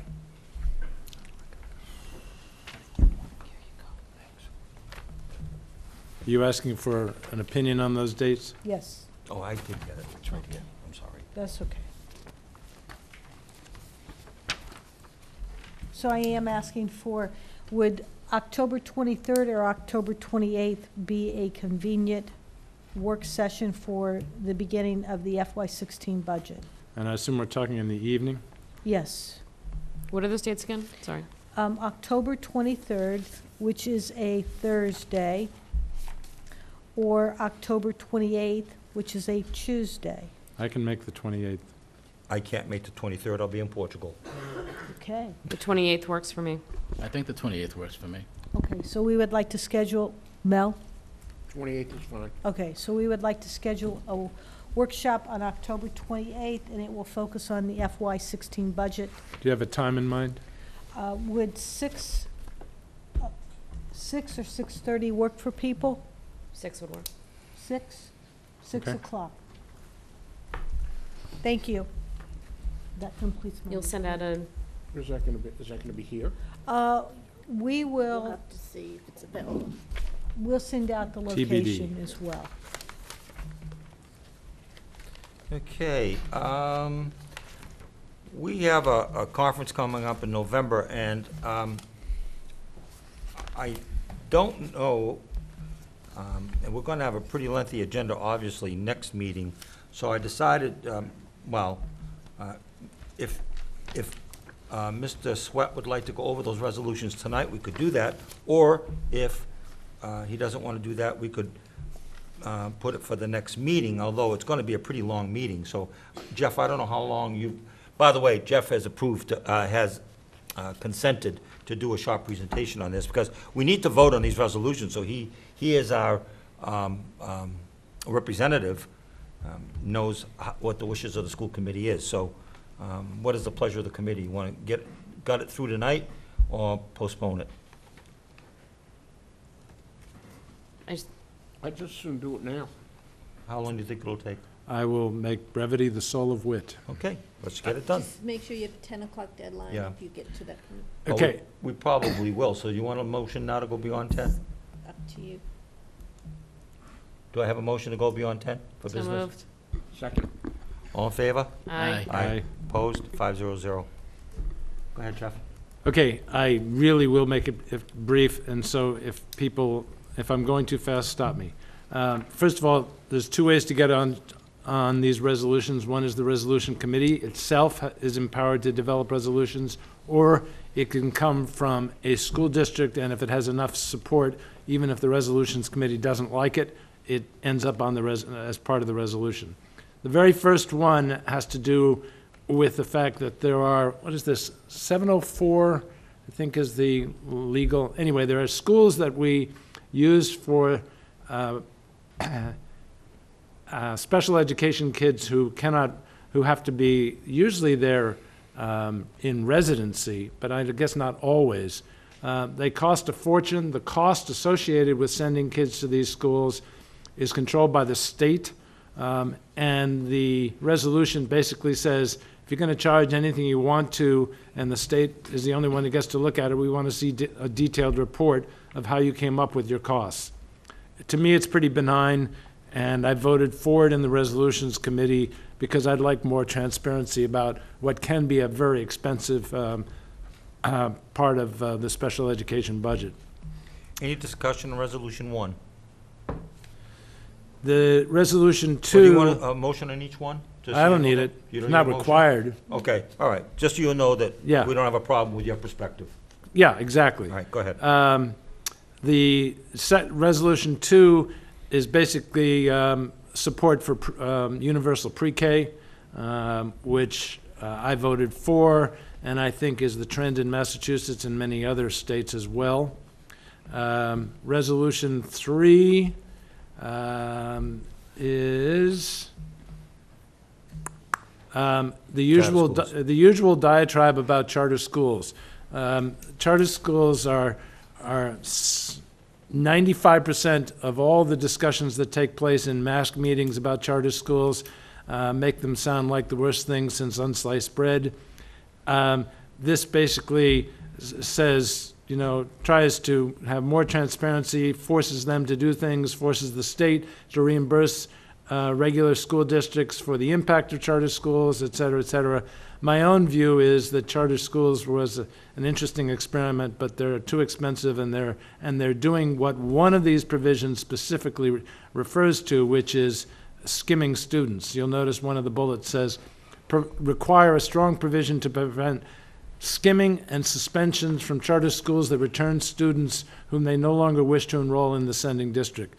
That's the biggest vice that I see with charter schools. The other things are valid but less important, so I voted for it. Resolution 4. Any discussion on that one? Okay.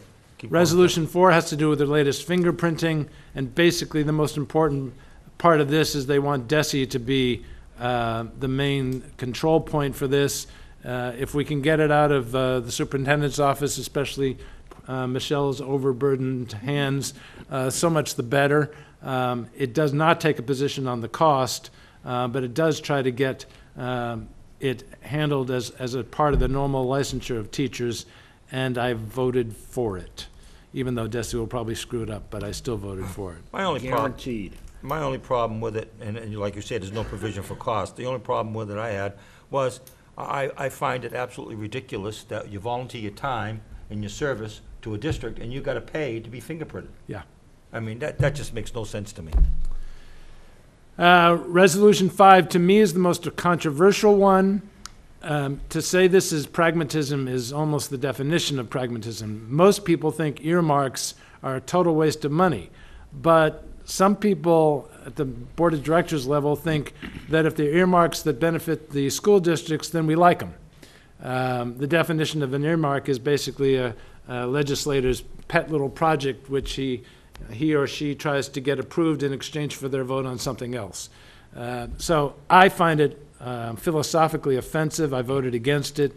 I realize that might mean theoretically that school districts lose some money from the federal government, but I couldn't stomach the idea of saying, you know, we should have earmarks because I think they're generally a waste of money. So I understand if people want me to vote differently, but I will be voting against this unless the committee tells me to do otherwise. Okay. Move on. Moving on. Resolution. You're the man. Resolution 6 is an easy one because it's basically talking about unfunded mandates and all the rest of the testing, and even though I believe in accountability and I believe there has to be a certain amount of testing to support accountability, I think there's a tremendous amount of money wasted in this area, and unfunded mandates shouldn't exist, almost by law, which is part of the reason McKinney-Vento fund was created, because the transporting the homeless was an unfunded mandate. It needs to be extended to a lot of other things. So I intend to vote for this unless I'm directed otherwise. And finally, Resolution 7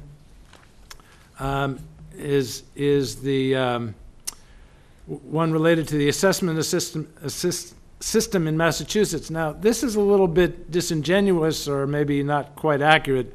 It's because the whereas, the therefore, it says, the Department of Elementary and Secondary Education should conduct further examination of options for a state evaluation and accountability system, and to substantially involve educators and school committee members in the process of choosing an assessment instrument, et cetera, et cetera. They've already done that. Well, technically, and Kim, correct me if I'm wrong, there will actually be a decision made in 2016, I believe, that will formally decide whether we're going to continue with Park or not. It has not officially been determined. So theoretically, there will be a process. This seems to suggest that that process isn't required. It is required. Whether that process includes substantial involvement of educators and school committee members remains to be seen. So voting for this is essentially voting for what's supposed to happen anyway. So I was intending to vote for it because I think asking school committee members is not a bad idea, because we'll get recommendations from our management teams, et cetera. But technically, it's going to happen whether this happens or not. So you're voting yes. So I'm voting yes. And the final two things are really housekeeping. There's amendment to the mask bylaws. The first one has to do with whether the executive committee can act in the absence of between board of directors meetings, and they have to have some ability to do that, and I don't think it'll represent a problem. And then the number 2 just changes the date from July 1 to January 1 for the officers, which is also makes sense because most of the elections occur at the Hyannis Conference, and so it's natural to have the transition occur on January 1st.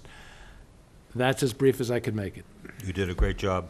Thank you very much, and thank you for accepting as I delegate. So, no problem. So I'm gathering from this that my votes meet the will of the committee? I didn't hear any opposition. Yes. Great, thank you. All right. Next order of business. Well, Dr. Sylvia, I need to thank you for accepting being the alternate to Mr. Sweat. Yeah. Thank you. Okay, we've got that done. I came across an article in Ed Leadership this month that I thought there's a lot of information that, while a lot of the characteristics here in Wareham, mimic that of an inner city urban setting. So I think that there was some stuff in here that I found interesting, but from time to time, I'll just copy some stuff and pass it on to the committee, and if they want to discuss it at any future date, we can do that. So that's just for your leisure reading. Is there any other business at this time?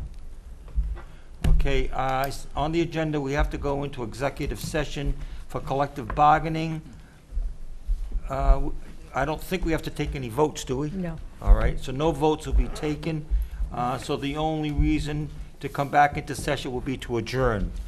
So I have to have an individual motion to go into executive session for collective bargaining and approval of executive session minutes. So moved.